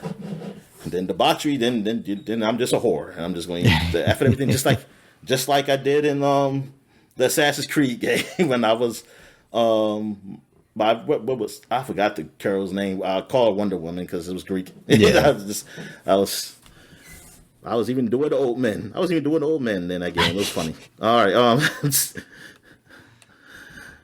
right. The next So what big else we one got? after that, Dominic, was Elden Ring Night Rain. Jeff Keighley made it a point to announce that this was a standalone game before the trailer reveal. This one of the guys I work with is super into Elden Ring and like Dark Souls games, and he was reading more and more about it because I saw the trailer and I was like, visually it kind of looks like the B team's working on it. Like, it didn't have some of the like crazy elaborate stuff I'm used to seeing out of these trailers, and he started reading really? about it and he's like, oh no, these are things from previous games and stuff like that. And it sounds like maybe this is a smaller thing than it appears to be. It sounds like it's going to be a roguelike, like multiplayer. I mean, we see in the trailer that it's a multiplayer thing, but almost maybe not quite a boss rush thing, but it almost sounds like it's like a Monster Hunter thing where it's like, okay, I'm going to go in there with my friends. I'm going to hunt this one big bad, and then I'm gonna, try again my next round or something like that. So maybe this isn't quite as ambitious as initially seeming, because it's like, oh my God, you just released Elden Ring and now you've got your Elden Ring DLC this year, which was big. And then now you have a whole other Elden Ring property thing. But maybe that's not quite what this is. So what do you think, Dominic? I mean, obviously you have feelings on Elden Ring as it is. Oh yeah, I mean, it's not my type of game because gameplay wise, I mean, it's fine, but I like story with my game and not the way that they tell it, where you have to go in and read text and stuff and kind of mostly infer. Yeah, it's not. Yeah, I don't. It's like, look, I don't need it to be spelled out either. There's a middle ground between that and what you're doing. Like, there are, like, I do like games where, as I go on, you see these messages and you kind of put things together. It's like, oh yeah, that's cool, but it's boring in Elden Ring. Like, I'll find it, and I hate that old timey talk, whatever, man. I hate that freaking medieval talk unless. Like, you gotta, like, it's kind of hard, and if you trying to, I don't know, man. It's like, it's not, I just can't, it doesn't grab me. The game doesn't grab me enough to do it, and I need some type of story with the game. Like, if there's some type of story, I think, I would like it more. If there was actually, like, a story that would grab me, I would definitely like that game more, because I like some of the set pieces. I see some of the bosses or the stuff. I don't know the bosses, but the enemies. I said, wow, man, that's crazy and stuff like that. But yeah, that's all right. But I'm glad, hey, people love this game, so I'm glad they got some more. They're getting some more of it. Yeah. All right, Dominic. Next up was the announcement that Final Fantasy VII Rebirth is coming to the PC on January 23rd, 2025. Still no luck for the Xbox, unfortunately. Yeah, we still didn't get the first one. That's what I was just hoping, like, Square at the Tokyo Game Show announced that. Tokyo Game Game Show. Final Fantasy VII will be coming to remake will be coming to Xbox or something. Like, Jesus Christ, man, what is this deal? Like, how much is this deal with you and Sony? The crazy thing is, Dominic, that's one of the other ones I forgot to mention is for the Switch 2 lineup. Like, we could see that game as a launch title for the Switch 2. We could see this game come to the Switch 2 before we see it come to the Xbox, which is really sad. That's when Trump should say, you know what? We declare we're going war against you guys. Even though it ain't gonna be much of a war, they ain't got a standing army. But still, you got it. Or just force them. The Switch 2 is already going to cost $1,000 after tariffs, Dominic. Don't do this to me. No, they need to force. Or they need to force them. They need to say, like, look, nope. You have to, if you want to sell games over here in this country. If you want to do business in You gotta America, put you got to bring your properties to the America console. To exactly. You gotta bring it to Bob. You know, we And ain't then doing he's no going to business. announce the Trump box. Yep. You say we're gonna stop all Japanese companies until they do it. So then they're going, the Japanese companies are gonna be like, they're gonna tell Nintendo, Sony, you better put that freaking game up there. All right, Dominic. Next up was the announcement of a new game, Untitled, from Gen Design, who is led by Fumito Ueda, who is the creator of Ico and Shadow of the Colossus, and very much from this trailer you get that sense. The character that you see is wearing very similar clothes to the child that you see in Ico and the character you see in Shadow of the Colossus, but he's climbing into a very large mech who is then facing down like very, very evil things coming at him, and then the head blasts off the mech. Yeah. It looks kind of cool. I wondered it was a cool trailer. I wonder what it is. What it is. What is the game going to actually be? Yeah, I was never like a big fan of Ico or Shadow Colossus. I mean, I started I started to play a little bit of it. I didn't really finish it. I mean, I've grown a more appreciation for those games, but still, just going back to play them. Shadow Colossus, I think I did one Colossus or maybe two. I forget. I think I did. I definitely did the first one, but like I've grown more appreciation. I never. It's always when I start playing, it's something else. I want to play more and again lost. So, but I I mean, like when I was young, man, I did not care about those games, man. Like it's like, oh, y'all keep telling me like these games, like it's really art and stuff. Say, oh, that's nice, that's good. You know what? I don't go to art museums, so like I'm just not into that stuff like that. Yeah. Well, I wasn't at the time, but now I'm growing more appreciation for them. So, I mean, I'm curious to see what he puts out there. I hope it's something good, something pretentious, Yeah, we need more games like that. We need more pretentious games. Yeah, there we go. Except from whatchamacallit. What's his name? Kojima? Him too. You need less pretension. The guy who did Jonathan Blow. Braid. Braid, yeah. Less pretension from him.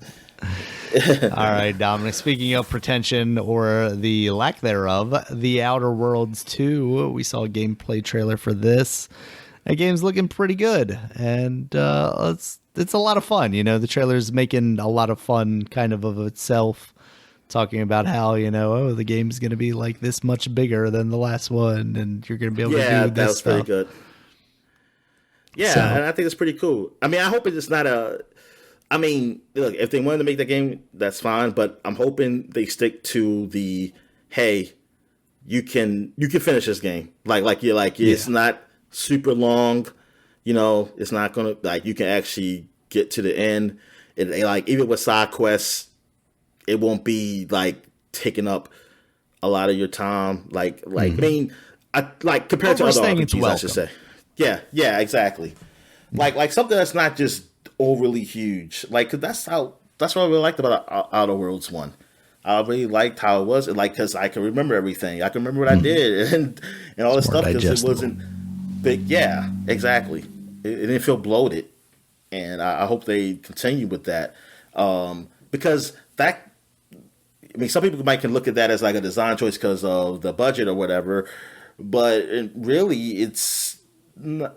I mean, you can make it. No, I think the time is still there. Just make other things better, just within that time, like within that kind of time frame. And I mean, and it's fine. I mean, even if it's a long game, as long as the main story is pretty short, and like I said, not bloated or anything. It doesn't need to be Starfield big. I don't feel like it is. It doesn't need to be Starfield big. It was pretty good, and I think for some people, man, they like that game better than Starfield. So and I get it. I get why. I totally understand why. Even playing through it again. So I'm excited about this. I'm definitely excited about this game. Yeah, it looks cool. All right, next up was Split Fiction. This is the new game from Joseph Ferris and his team. Made It Takes Two, several other co-op games before that. In this one, that's the guy who likes to curse. Yes, he does. He very much does. In this one, he gets very excited, Dominic. In this one, you're going to play as two writers, one who writes fantasy and one who writes like futuristic stuff, sci-fi stuff, and they're working for some like publisher that has the ability to put you into the stories, and they somehow get crossed into each other's stories. It's still doing the split screen co-op thing. It looks pretty cool from what they've shown. But in this, yeah, it does look cool. Coming out March 6th. But I gotta find somebody to play with. Yeah, that's the problem. I will say, to their credit, though, they're continuing this thing where you buy one copy of the game and you can play it with your friend. I mean, obviously, you still have to get somebody to invest their time in it with you. Well, yeah, I just have to force you to at gunpoint. But that is nice. You know, a lot of times you're expected to buy several copies of these things. Well, you're not expected to, but you're expected to convince your friends to buy copies of these games. And this one, it almost feels like they're more worried about like the experience of it. Like they want you to get that full experience instead of just trying to milk you for the dollars. Yeah. I'm glad they're still doing it. Like it's not a failed thing. That it still can be done. Like even if I'm not able to find somebody to play or play this, or because I didn't play any of them, even if I don't, like, I'm glad it's there and people are enjoying it. Absolutely. Because I think it's a cool concept. I mean, I think it's a very cool concept, and it seemed like he's done very well with the last two, and this one looks pretty cool. I like the whole idea of this. When I saw the trailer and stuff, I was like, well, that's a cool idea. I know what I don't like is that it seems like there's two female protagonists, and the male guy is the bad guy, who's like trying to steal their work.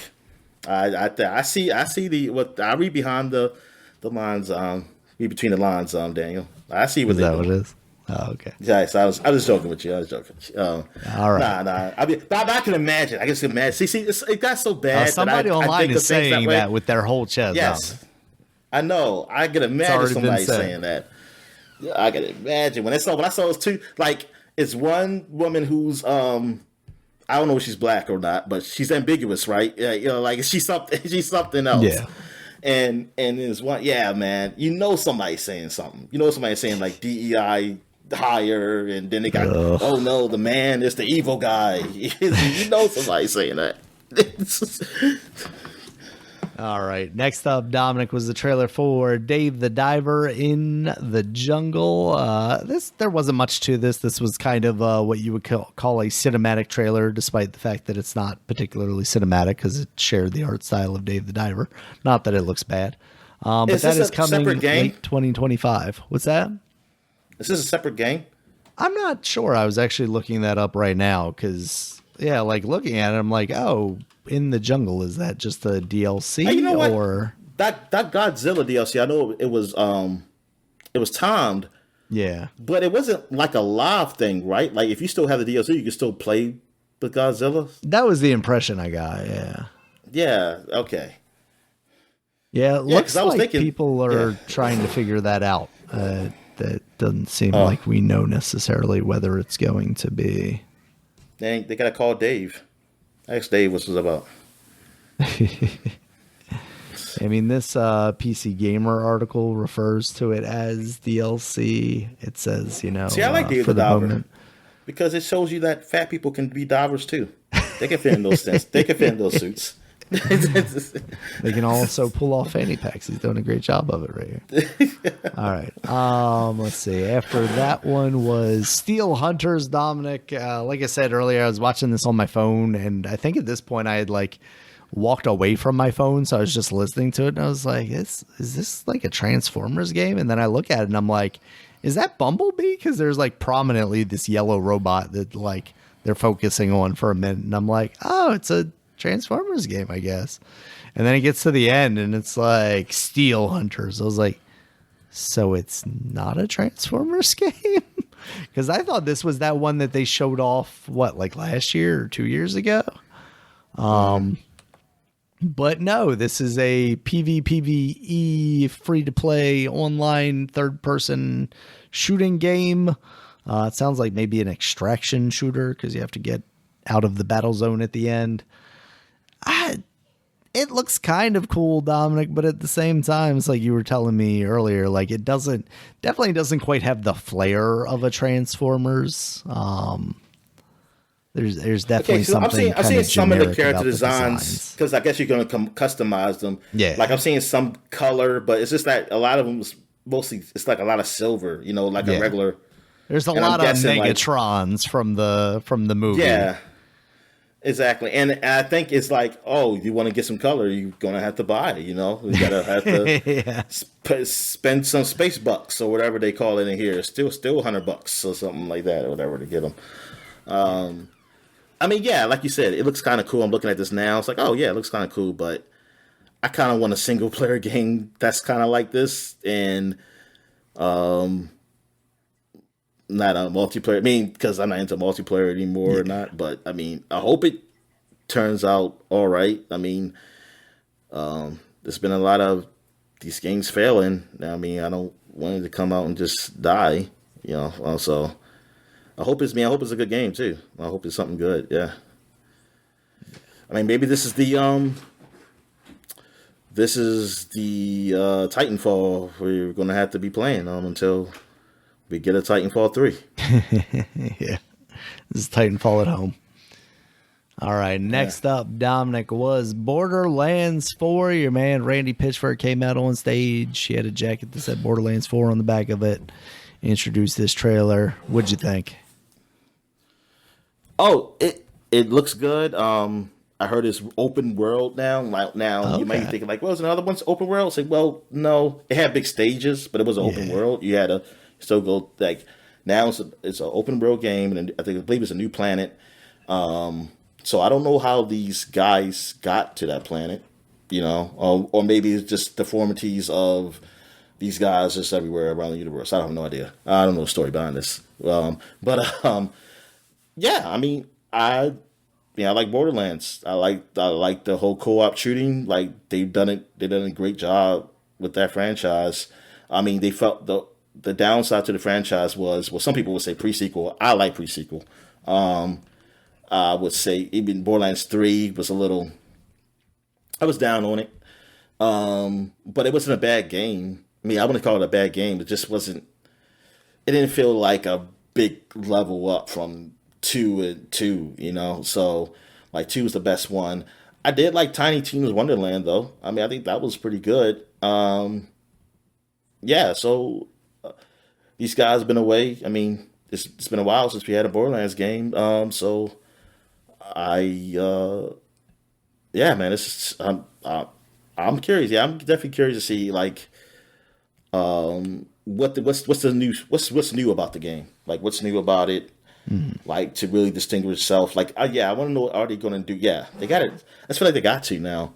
I mean, if it still sells with the same thing, then fine. But I'm curious, like, what new mechanics are they going to do in this game to really make it like, hey, this is a 4. This is a 4, and not just a subtitle. Because that's what I feel like 3 was. I feel like 3 was. I mean, it's better than just like, oh, another chapter, but it just, I don't know. It didn't feel like a 3 to me. It also didn't feel like a 3 also. I just feel like it should have been called something else. But yeah, I wonder. All right. Next up, Dominic, we got Virtual Fighter 5 Revo, which is coming out January 28th, 2025. This is the gameplay of Virtual Fighter 5 with new fancy 4K graphics. How come I don't see that up here? You didn't put that up here. It is this new Virtual Fighter project teaser trailer. Oh, okay. Yeah. They had a teaser trailer for it that basically said like, oh, there's a live stream on the 13th, and then this is what they showed off. I didn't see that.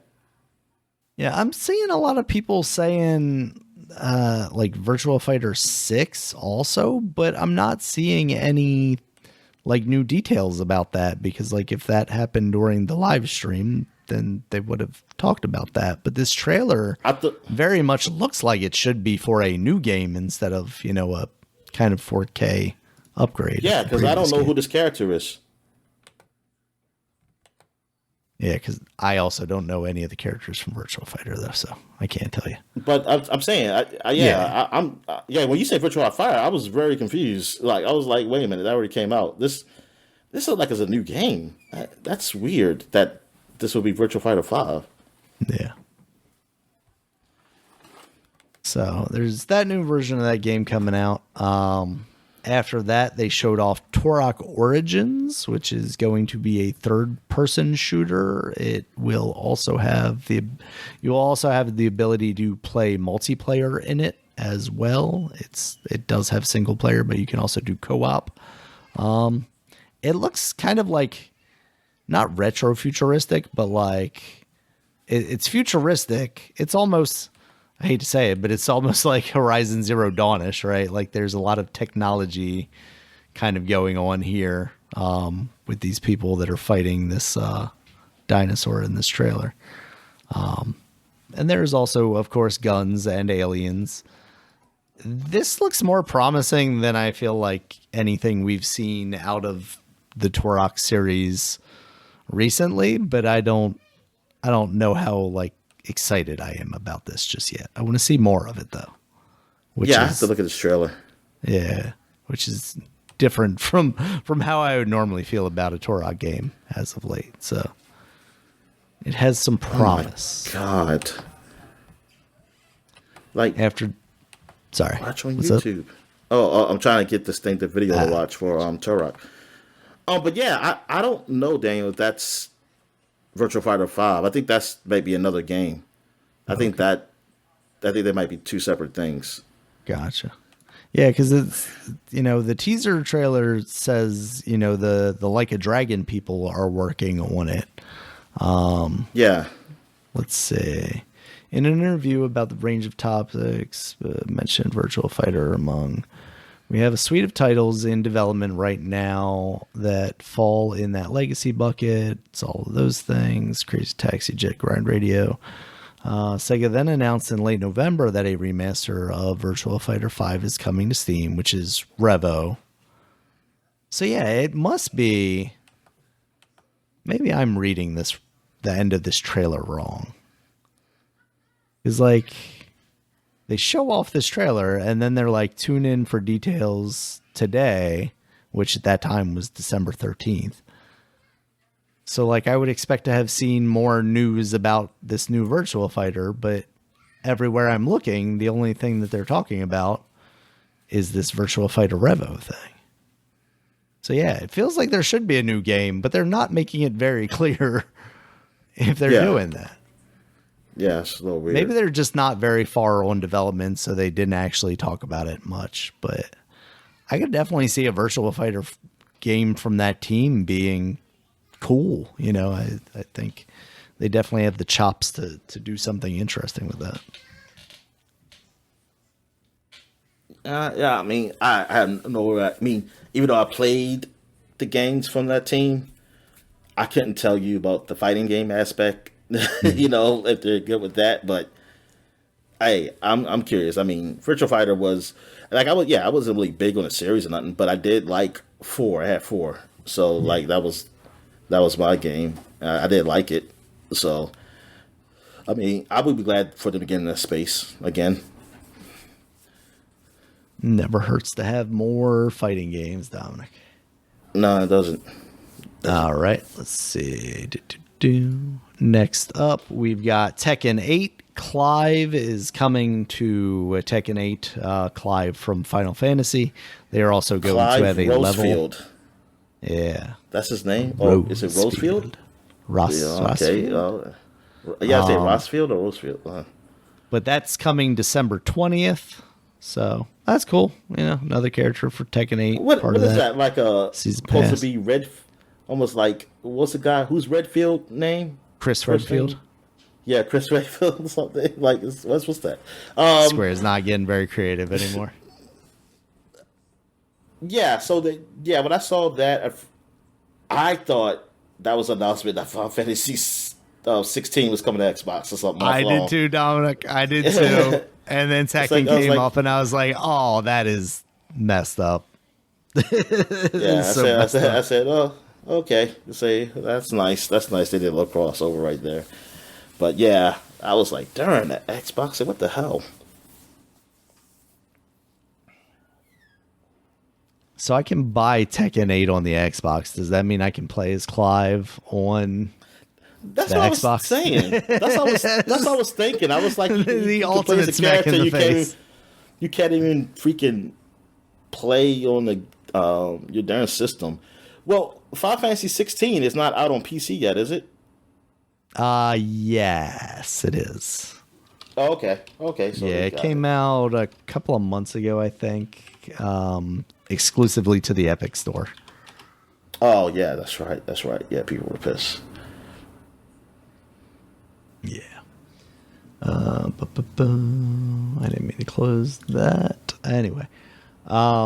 Next up was another new game from the Like a Dragon developers, Project Century. They showed a trailer off for this. This is set in 1915 Japan and looks to be like more of the action style old school Yakuza games instead of the turn based that we see now. Yeah, man, it looked cool. I liked it. Yeah, that was pretty neat. Yeah. Man, All this right. is before I guess the emperor went crazy and wanted to take over the world and stuff like that. Next up, Dominic, this one was big. It is the return of Onimusha, Way of the Sword, that is coming in 2026. Capcom finally realized that it had other franchises than Resident Evil and Monster Hunter. Yeah, finally. And I'm hoping someday someone remind them about Beautiful Joe. We'll talk about that later, though, Dominic. There's some news related to that as well. Okay. Yeah, I was thinking about how much like I would like to see a new Dino Crisis game, but in a lot of ways the combat is kind of similar to a Resident Evil, what with the gunplay and everything. So I'm kind of excited about Onimusha because there was a while there where I was like, man, I would like a samurai game in that kind of style because like obviously we have like Ghost of Tsushima, but I feel like the gameplay of that is very much its own thing as opposed to, what Onimusha was. So yeah, I'm looking forward to this. See how it turns out. Next up, Fortnite Ballistic Mode, Dominic. Fortnite is just having a Counter-Strike mode now. Like literally it's first person. There's like a buy-in thing where, you start out the game with like credits so that you can buy different guns and stuff like that. It's just like, is Fortnite gonna become the metaverse, Dominic? Is like every game just going to exist inside Fortnite? It's a platform. And now they got the Fortnite Origins. Now, like I guess it's supposed to be like a original Fortnite. Yeah. Which I was thinking like it should be Save the World then. And that's what they're never going to give that to you, Dominic. They technically got it. They technically got it. Is in that it's in that creative space where everybody creates a level. It's like there you go. You can do it there. Yeah, man. They just got everything in this game, man. Like I still want to play the Lego Fortnite, but I can easily do it now because I can stream it through the Xbox Game Pass, which that's great. Like, yeah, you know what? I'm going to try it. One day I'm going to try that Lego Fortnite and see how that is. And, like, how do we even get to it? Because they keep showing these other seasons. I was like, wait a minute. So the world's not Lego anymore? Or you have to go to that world? Is that what it is? You have to go to the Lego world and then you turn to a Lego? I don't even understand that interface. When I tried logging in around the time that and the music and the racing one came out, I was blown back by my age, Dominic. I was like, these kids and all their squares. Yeah, the interface the menu system when you start up, it's like just flooded with stuff. It's like, what? Okay, where's the play? Like you see play, it's like, okay, what you supposed to do to get to what world? Yeah, it's just too much with that. I always, I mean, it's a lot of games that do that though, especially those free to play games. It's like, good God, what are you trying to do? Get people to? It seems like they're always trying to get you to go to the season pass thing, like, oh, the battle pass or whatever they call it, like whatever the seasons are, and it's like, oh, season content, you can get this, and I'll be thinking like, oh yeah, I'm gonna get that item. Oh, you got enough credits to get it. Now you just got to buy the pass and you'll unlock it. And that's like, you sons of bitches. You buy the pass and then you got to play 20 hours and get these achievements in order to unlock the people that you already paid for. Yeah, it's a lot. All right, Dominic. Next up after that was Stage Fright. This is a new game from the developers of Overcooked. This appears to be like a co-op split screen situation, almost like one of these Joseph Fares games, or a Cookies and Cream for those people that, remember the original FromSoft games. Yeah, Cookies and Cream.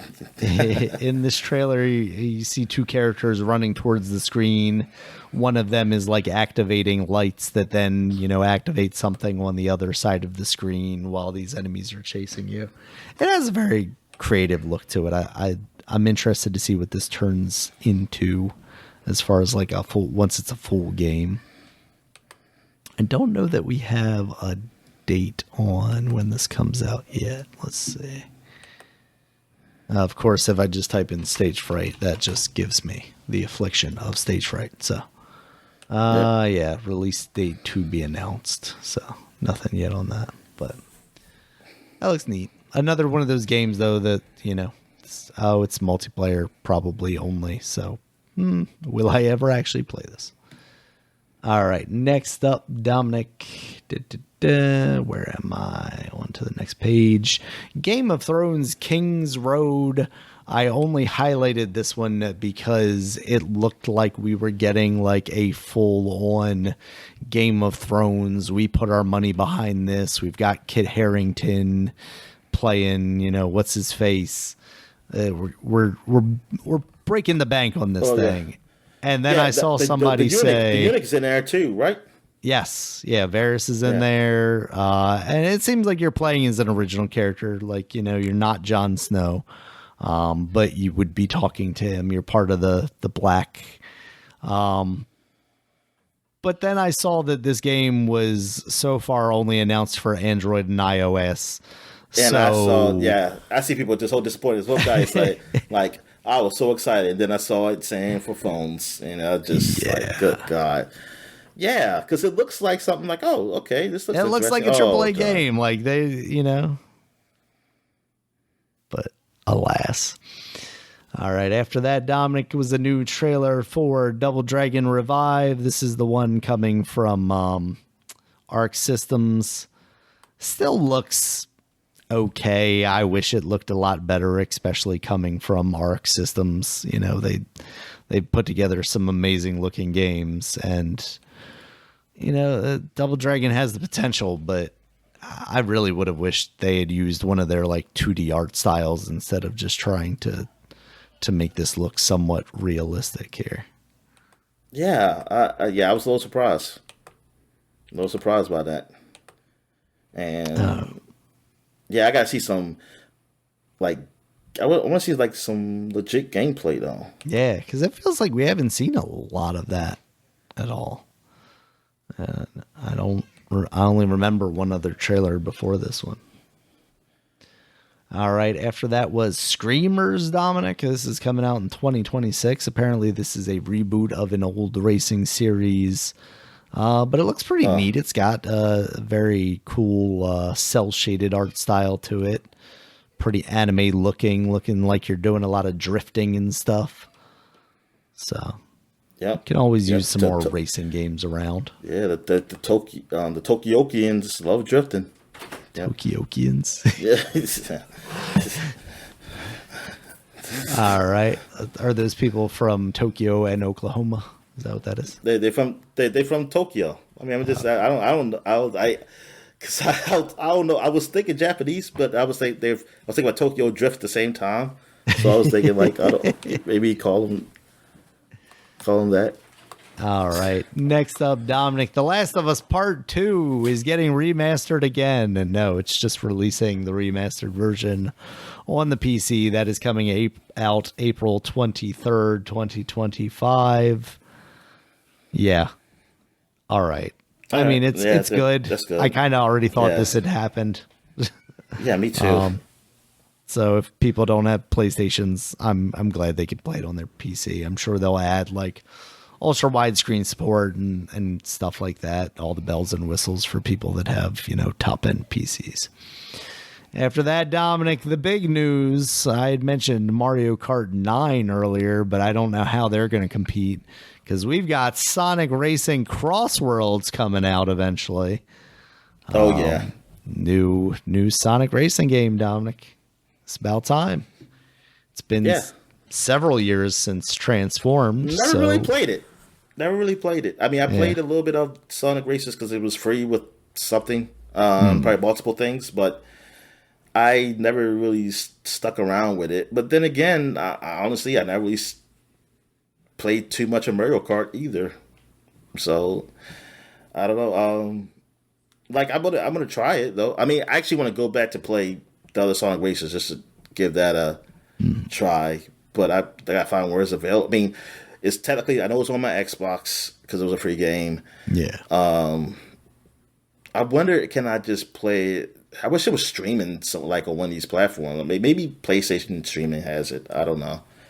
I know Xbox doesn't. Yeah. All right. Oh, but no, Xbox got the isn't Crash going to be up there or something? Crash Team Racing. I think it's coming. I think it says it's coming. Yeah, I gotta check that out. So I might be playing that one. Let's see. What's this Den of Wolves? Game Pass on December 4th, Dominic. So that is now out on Crash Team Racing Nitro Fueled is now out on Game Pass. Oh, okay, that's what's up. All right, Den of Wolves, Dominic. This is a futuristic, like cyberpunky heist game. We had seen this somewhere else previously, but there was a new trailer for that. It looks pretty cool for the people that are like into Payday and stuff. Hold up, I'm confused now. Because if that's Den of Wolves, then what was the other game? What was the one that got canceled? No, Thick as Thieves. What the hell is... I thought that was it. Thick as Thieves was a little more cartoony. I mean, this isn't really cartoony, so... it's hard to describe it. It very much looked like Dishonored to me. Oh, no. I've seen Thick of Thieves. So, what is Den of Wolves? Oh. Den of Wolves is basically Cyberpunk meets Payday. That's how. Man, I gotta look at it. Yeah, that's the easiest way for me to describe it. That's what it. Also, kind of has like the Finals vibes. Oh, okay, yeah, it's a little bit more realistic. Yeah, it does. Yeah. Very much like masked guys doing crimes. Darn, yeah. I wonder if is this free to play? Den of Wolves? Let's see. Den of Wolves. I feel like it has to be. Actually, this is 10 Chambers. This is the Payday people. I forgot they also did GTFO because I saw that this was from those people. Is Payday free to play? I don't think. I mean, I know 2 wasn't. Yeah. I don't know what 3. It doesn't look like it's necessarily going to be free to play. But it kind of feels like in this environment you need to be if you want to have a large player base, And obviously they have masks you can buy and stuff like that, so I don't see why you wouldn't just, try and monetize it. All right, Dominic. Next up was a new trailer for Mafia: The Old Country. How excited about Mafia: The Old Country are you, Dominic? I'm a little bit. I mean, I like the whole idea I was of gonna say you old Italian mafia. Yeah, played the old like Mafia. yeah, and like this is like way back at the old country. Like in Sicily or Italy. I don't know which one. But yeah, that's actually pretty cool. They do that, and I hope it comes like close to Grand Theft Auto.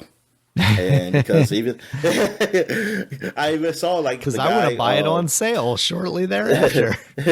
so the developer, one of the developers or whatever, was saying like, don't compare it to Grand Theft Auto. It's a different game. I say it don't matter, dude. It don't matter. These people are going to do that. It's going to be thought about. I mean, it's going to be thought about.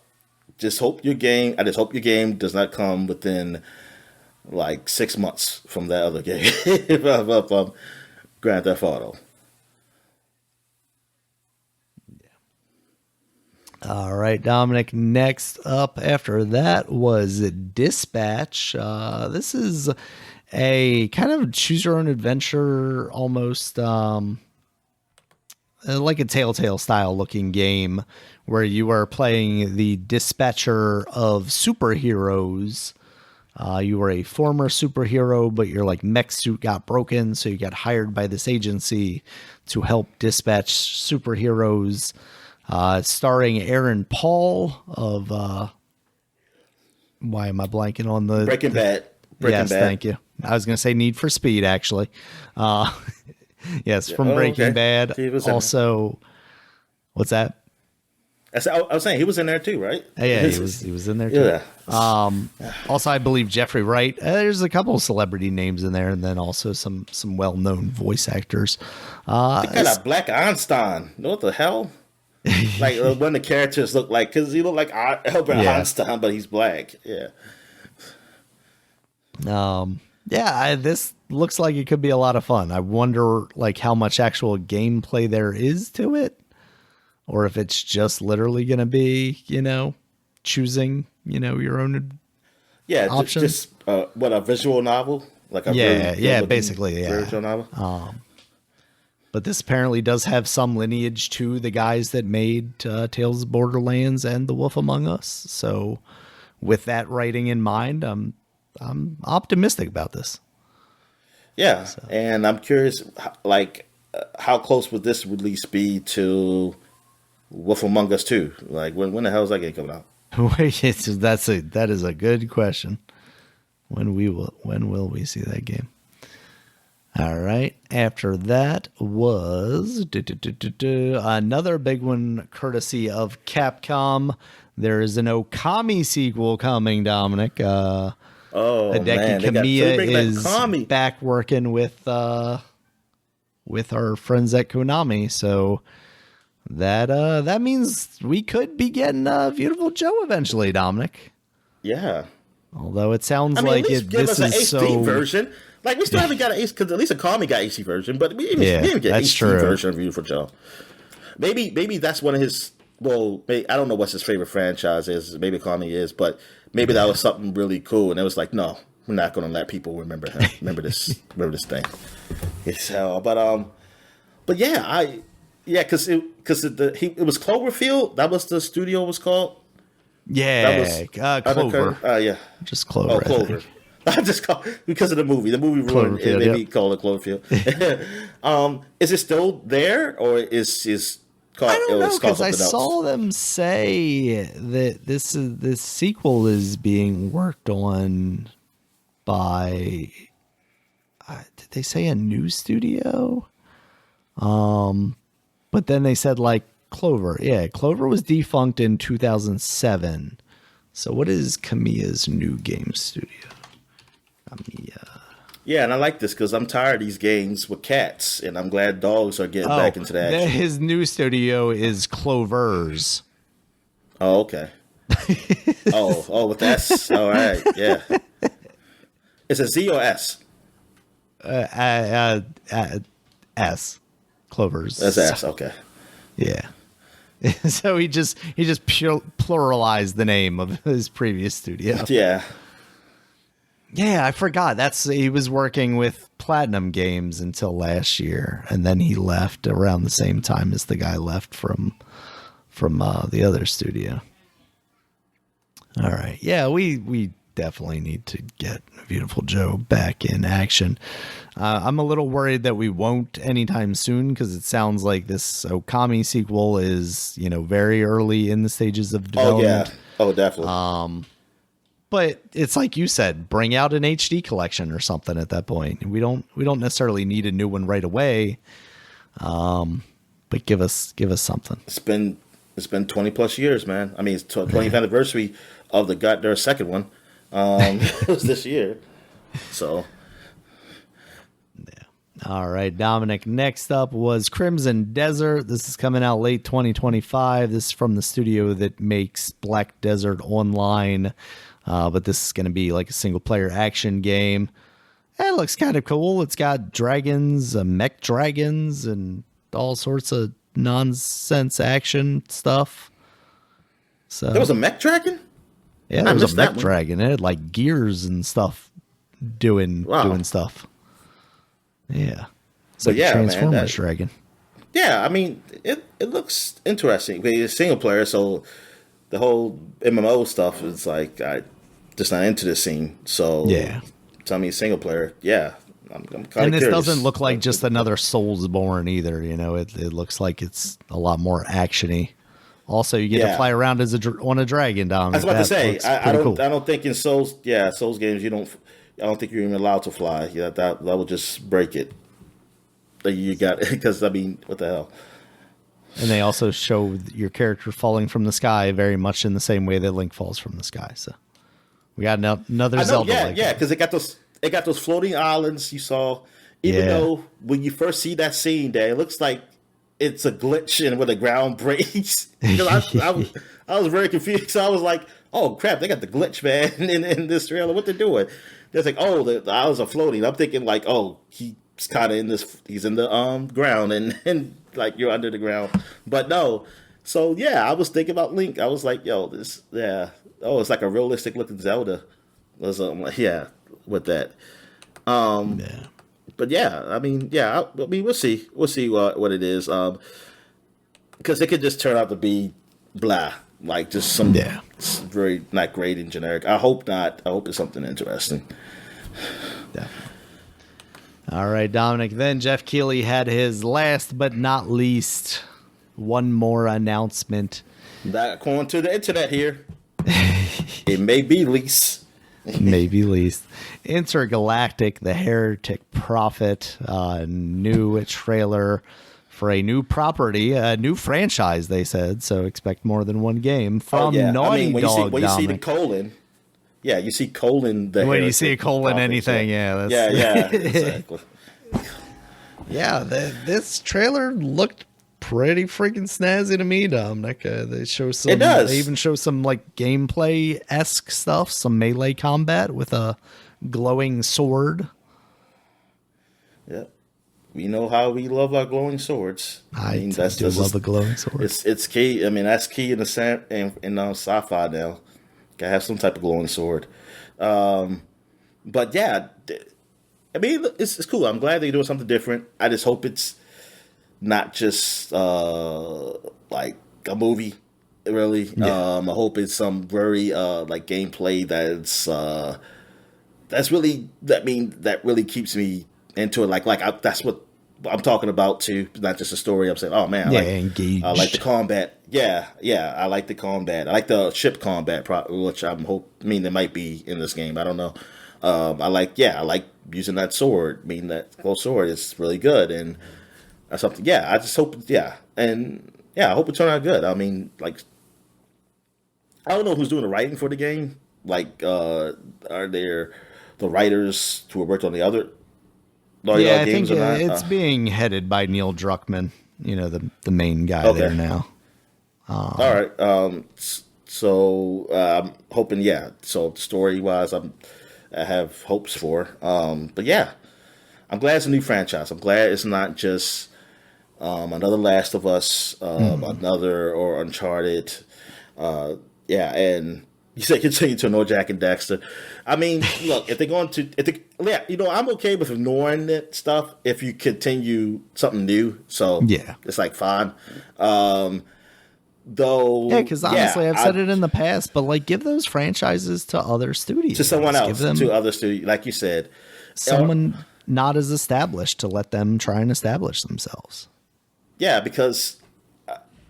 Or if you're going to make another type of platformer, like other than Ratchet and Clank, and I guess now Astrobot is one, like, can another studio work on something that's a little more color to it? You know, I mean, like you can have things like this, but it's like it's very similar styles though. When you say like Horizon, to the other two games that they've done before. You know, you got the realistic style and stuff, you know, that's kind of more, you know, more human style of look to it. That you got the samurai game that you do. It's like that's why Astrobot was really great. I mean, that was one reason. I mean, not because it was great. It was great gameplay, but it was like a fresh air, man, a breath of fresh air, man. It was something that's not available on a PlayStation console. PlayStation, no, it's not, and that's a darn somewhere. shame. Sackboy is looking very angry at us, Dominic.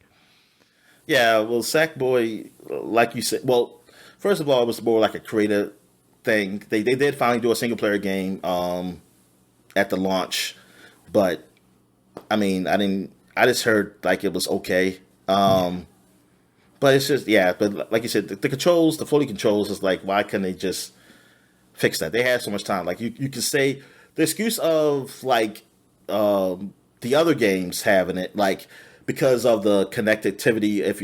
Because I don't know like how much was like, oh, you can play levels from 1 and 2 and 3. I don't know how that worked, like the created levels, but yeah. I get it from that standpoint. If you are keeping, you have to. It's like, oh, you want to change it too much, but eventually you get a new game. You know that's a complaint, and you know you played other games. You played the platform in other games, and it's like, let's fix this. You know, let's fix this, and you didn't. Like you could have made something. Yeah, y'all could have made something whole lot bigger with Sackboy. But hey, somebody did, and that's fine. I mean, I would like that you guys were still doing stuff. It'll be both of you guys, even though it'd be a little weird because it's like y'all kind of similar because Sackboy would just be Sack versions of PlayStation characters or whatever. Astrobot is bots of PlayStation characters. It's like wow, that's really a very similar concept. It's like it's very weird that how that really happened. But you could have had it. You had it though. You had the keys. You had the keys to the kingdom, Sackboy, and you dropped them. You dropped them in the sink. Right down into the sewer. Can't reach them anymore. Yeah. Yeah. So. And the Astro Nanobots picked them up. All right, so he sure did. I will say to your point with like engaging gameplay for Naughty Dog games, like even me liking Uncharted as much as I did, that last game, the Uncharted 4, I turned on auto aim and just like basically let the game play itself, you know, during those combat. I gotta try that. I never tried the auto aim. Oh, it's freaking great. You literally pull the left trigger and it puts the thing over the guy, and you pull the right trigger and like you're still engaging with it, but it's not like as daunting. So yeah, just basically because I wanted to see the story and I just kind of wanted to get through these combat scenarios. I like the puzzle stuff and I like the story, and the combat is fine, but there was just too much of it. See, and I think Tomb Raider's done a good balance of that. Yeah, absolutely. Yeah, because like I mean, I get it. Like early on, because you don't really know, like, okay, people like shooting and stuff like that. So I get it for the first game. Yeah, but it's like in second game, you had those. I mean, you have set pieces, and that's fine. You got shooting big set pieces and stuff. But it's like you can actually like Tomb Raider showed that you you can actually make a game more with the puzzles and actual like interaction, like climbing and stuff like that, than the shooting. Shooting can be there though. That's fine, but you don't need to. It doesn't need to be a shooter though. Like you don't need to shoot everywhere. And yeah, and I mean, I think Naughty Dog, they did definitely learn from that though. I mean, they changed it up a bit with Last of Us because that was more stealth. So you have limited ammo, so you couldn't be a shooter. So I think, like, I'll give it to Last of Us though. Like that gameplay, that change up was really good. It was definitely different. You couldn't just say, oh, it's Uncharted, but it's just in a darker universe. Nah, it was more than that. I'm not big. I mean, me personally, I'm not big on stealth though, so it doesn't get me to really like play it and like it. But I totally understand though, like what it is, and like I do appreciate it. Like it's a great game. Like I'm just not in the stealth game because I'm impatient. I'm an impatient dude. So, I totally get it because the story is great. I still have not looked at the whole story of 2 yet. Like I still have not done that. But yeah, so and that's what I wonder. Yeah, I think they might do something here. They might change things up, like and neglect it.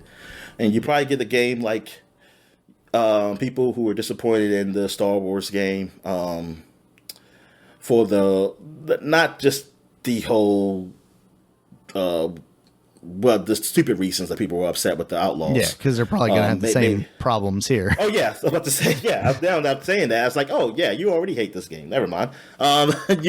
People were upset about that game for whatever reasons, because the game didn't get as great as reviews that I was hoping it would. Hopefully that fixes that. Like that helps. Like, yeah, this could be the game that you want. Like, say, okay, this is the space kind of action shootery or whatever game that I really want. It was something, so that'd be cool. All right, Dominic. Do you want to talk about the winners, or do you want to kind of wait till next week to do that? Since we could do that, we could do the winners next week because of how long this is. Yeah. And thanks. So yeah, and nobody cares about them anyway. yeah.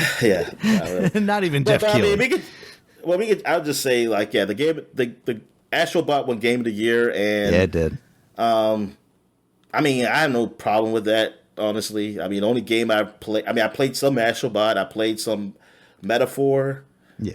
What other game was on there that I played? Any other game that was on that list? I don't think I did.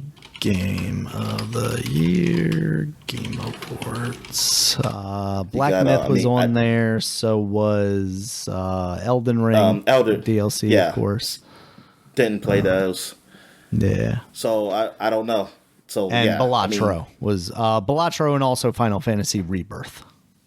Okay, so Balatro I played. So those are 3 games I played, and yeah, like between those 3, if Astrobot would have won, yeah, I'm okay with that. Yeah. All right. Let's see. That means we're into new releases then, Dominic. As we talked about a little bit earlier, Indiana Jones and the Great Circle is now out on the PC and Xbox. What's up? Snap. Marvel Rivals. I did play a very little of that on PS4. I mean, PlayStation 5. PlayStation 5. Like, do your thing, because I was trying to... because I could. I was here. I was at my sister's, and that's where I'm at now. That's why I sound different. And I wasn't going to download it on her laptop, so I was like, I'll download it on your PS5 and try it out. And I played a little bit. I just played like the tutorial, and it's a nice tutorial. It lets you use different characters, and it tell you what how to interact with them and stuff like that. I played I think with Iron Man. I played with I can't remember all of them. I know the Hulk. I'm trying to remember the guy I started out with. Who did I start out with? Darn. I feel like there was a woman I played as, and I can't remember. But yeah, it's been a while because I only played like a few matches too. It was all right. I mean, it was fine. I mean, we played against bots though. Like I did, it was player versus bots, so it was just us versus bots. So it was easy. But yeah, I mean, I enjoyed it, and I definitely see the appeal of it. You know, it was Overwatch with Marvel Rival skin, and it was fun. I honestly thought I thought the mode was like me and with a whole bunch of bots, you know. But when I saw like, wait a minute, see, oh, these are actually real people. I was like, I'm playing this. Oh darn! I said, I hope they don't get mad when I don't know when I'm like exactly doing what I'm doing. But nah, it was fun. And I'm trying to remember, I was somebody because somebody said like, oh, this is the Junkrat character. Oh, the Squirrel Girl. Squirrel Girl seemed like she's more of like a Junkrat character. So that was something. It sucks because I like playing as her, but I don't like her. I don't like that character. I wish it was somebody else, but it's like I got it's the Squirrel Girl the ones I read I didn't like. Squirrel Girl herself is fine. Actually, she's actually fine. Like it was just those comics I read because I was like, oh, just like I kept seeing Squirrel Girl everywhere. I was like, let me go read some comics, and I guess I just told the wrong ones because I was like, oh god, these is awful. But they're the ones that are like super cutesy and like kind of like Archie. Yeah, yes. That's the word. That's exactly who I was trying to look. Couldn't remember the name for some reason. Yeah, those are the ones I did. So I was like, darn, I told the wrong ones then because I did not like those. But yeah, so yeah, that game was okay. I'll give it another test run to see like what I like. I mean, anything about it, and yeah, man. I mean, they look like they're going to be the next thing, you know, free to play thing. So that's I'm curious about like the space. So when these other new free to play games come, like, well, what does that mean? Like, who's getting knocked out? Or could this be something like that game that got canceled recently? Could it be that this don't last? Like this is big now, but then it goes under? I don't know. Could it be like, oh, I'm over this now? I don't know. I mean, it seems like right now I will say no, but I've been surprised by some things happening in the industry that I realized that it was like, hey, I used to think certain things were too big to fail, like certain properties. Like I always thought anything Marvel was too big to fail at one point. Like when it was how popular it was. Like I was shocked when like the Toys for Life stuff went bad. Because I thought that stuff was last a lot longer than what it did. I thought it was.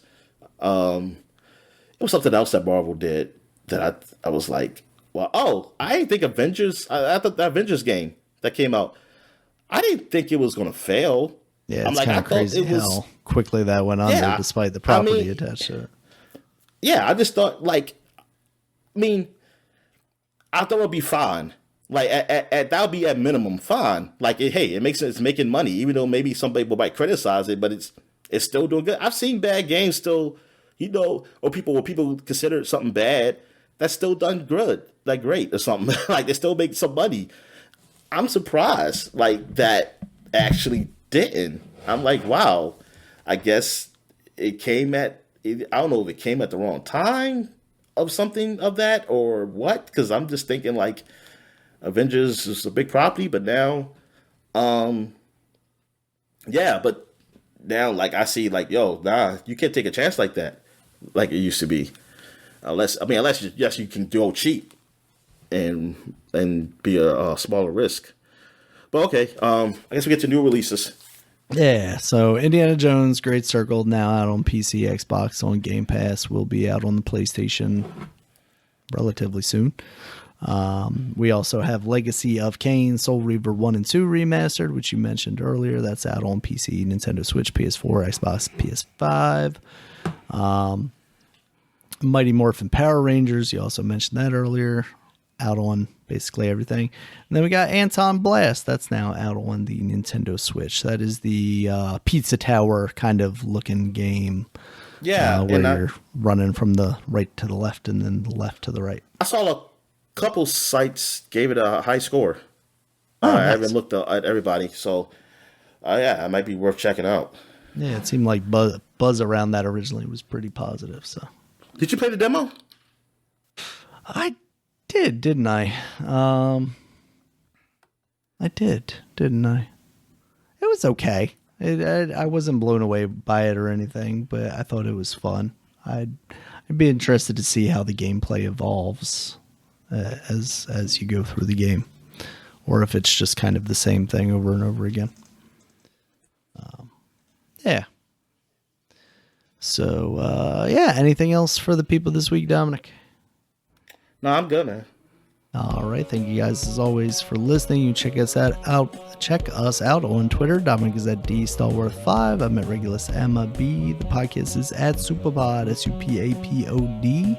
Supapod.com is the website. You can check us out there. It has all of our previous podcasts as well as links to all the places you can find us, including YouTube, where there's a video version of this podcast, as well as iTunes, Stitcher, YouTube Music, Amazon, Spotify, and anywhere else you might find an audio podcast. Until next time, guys, talk to you later. All right, see you.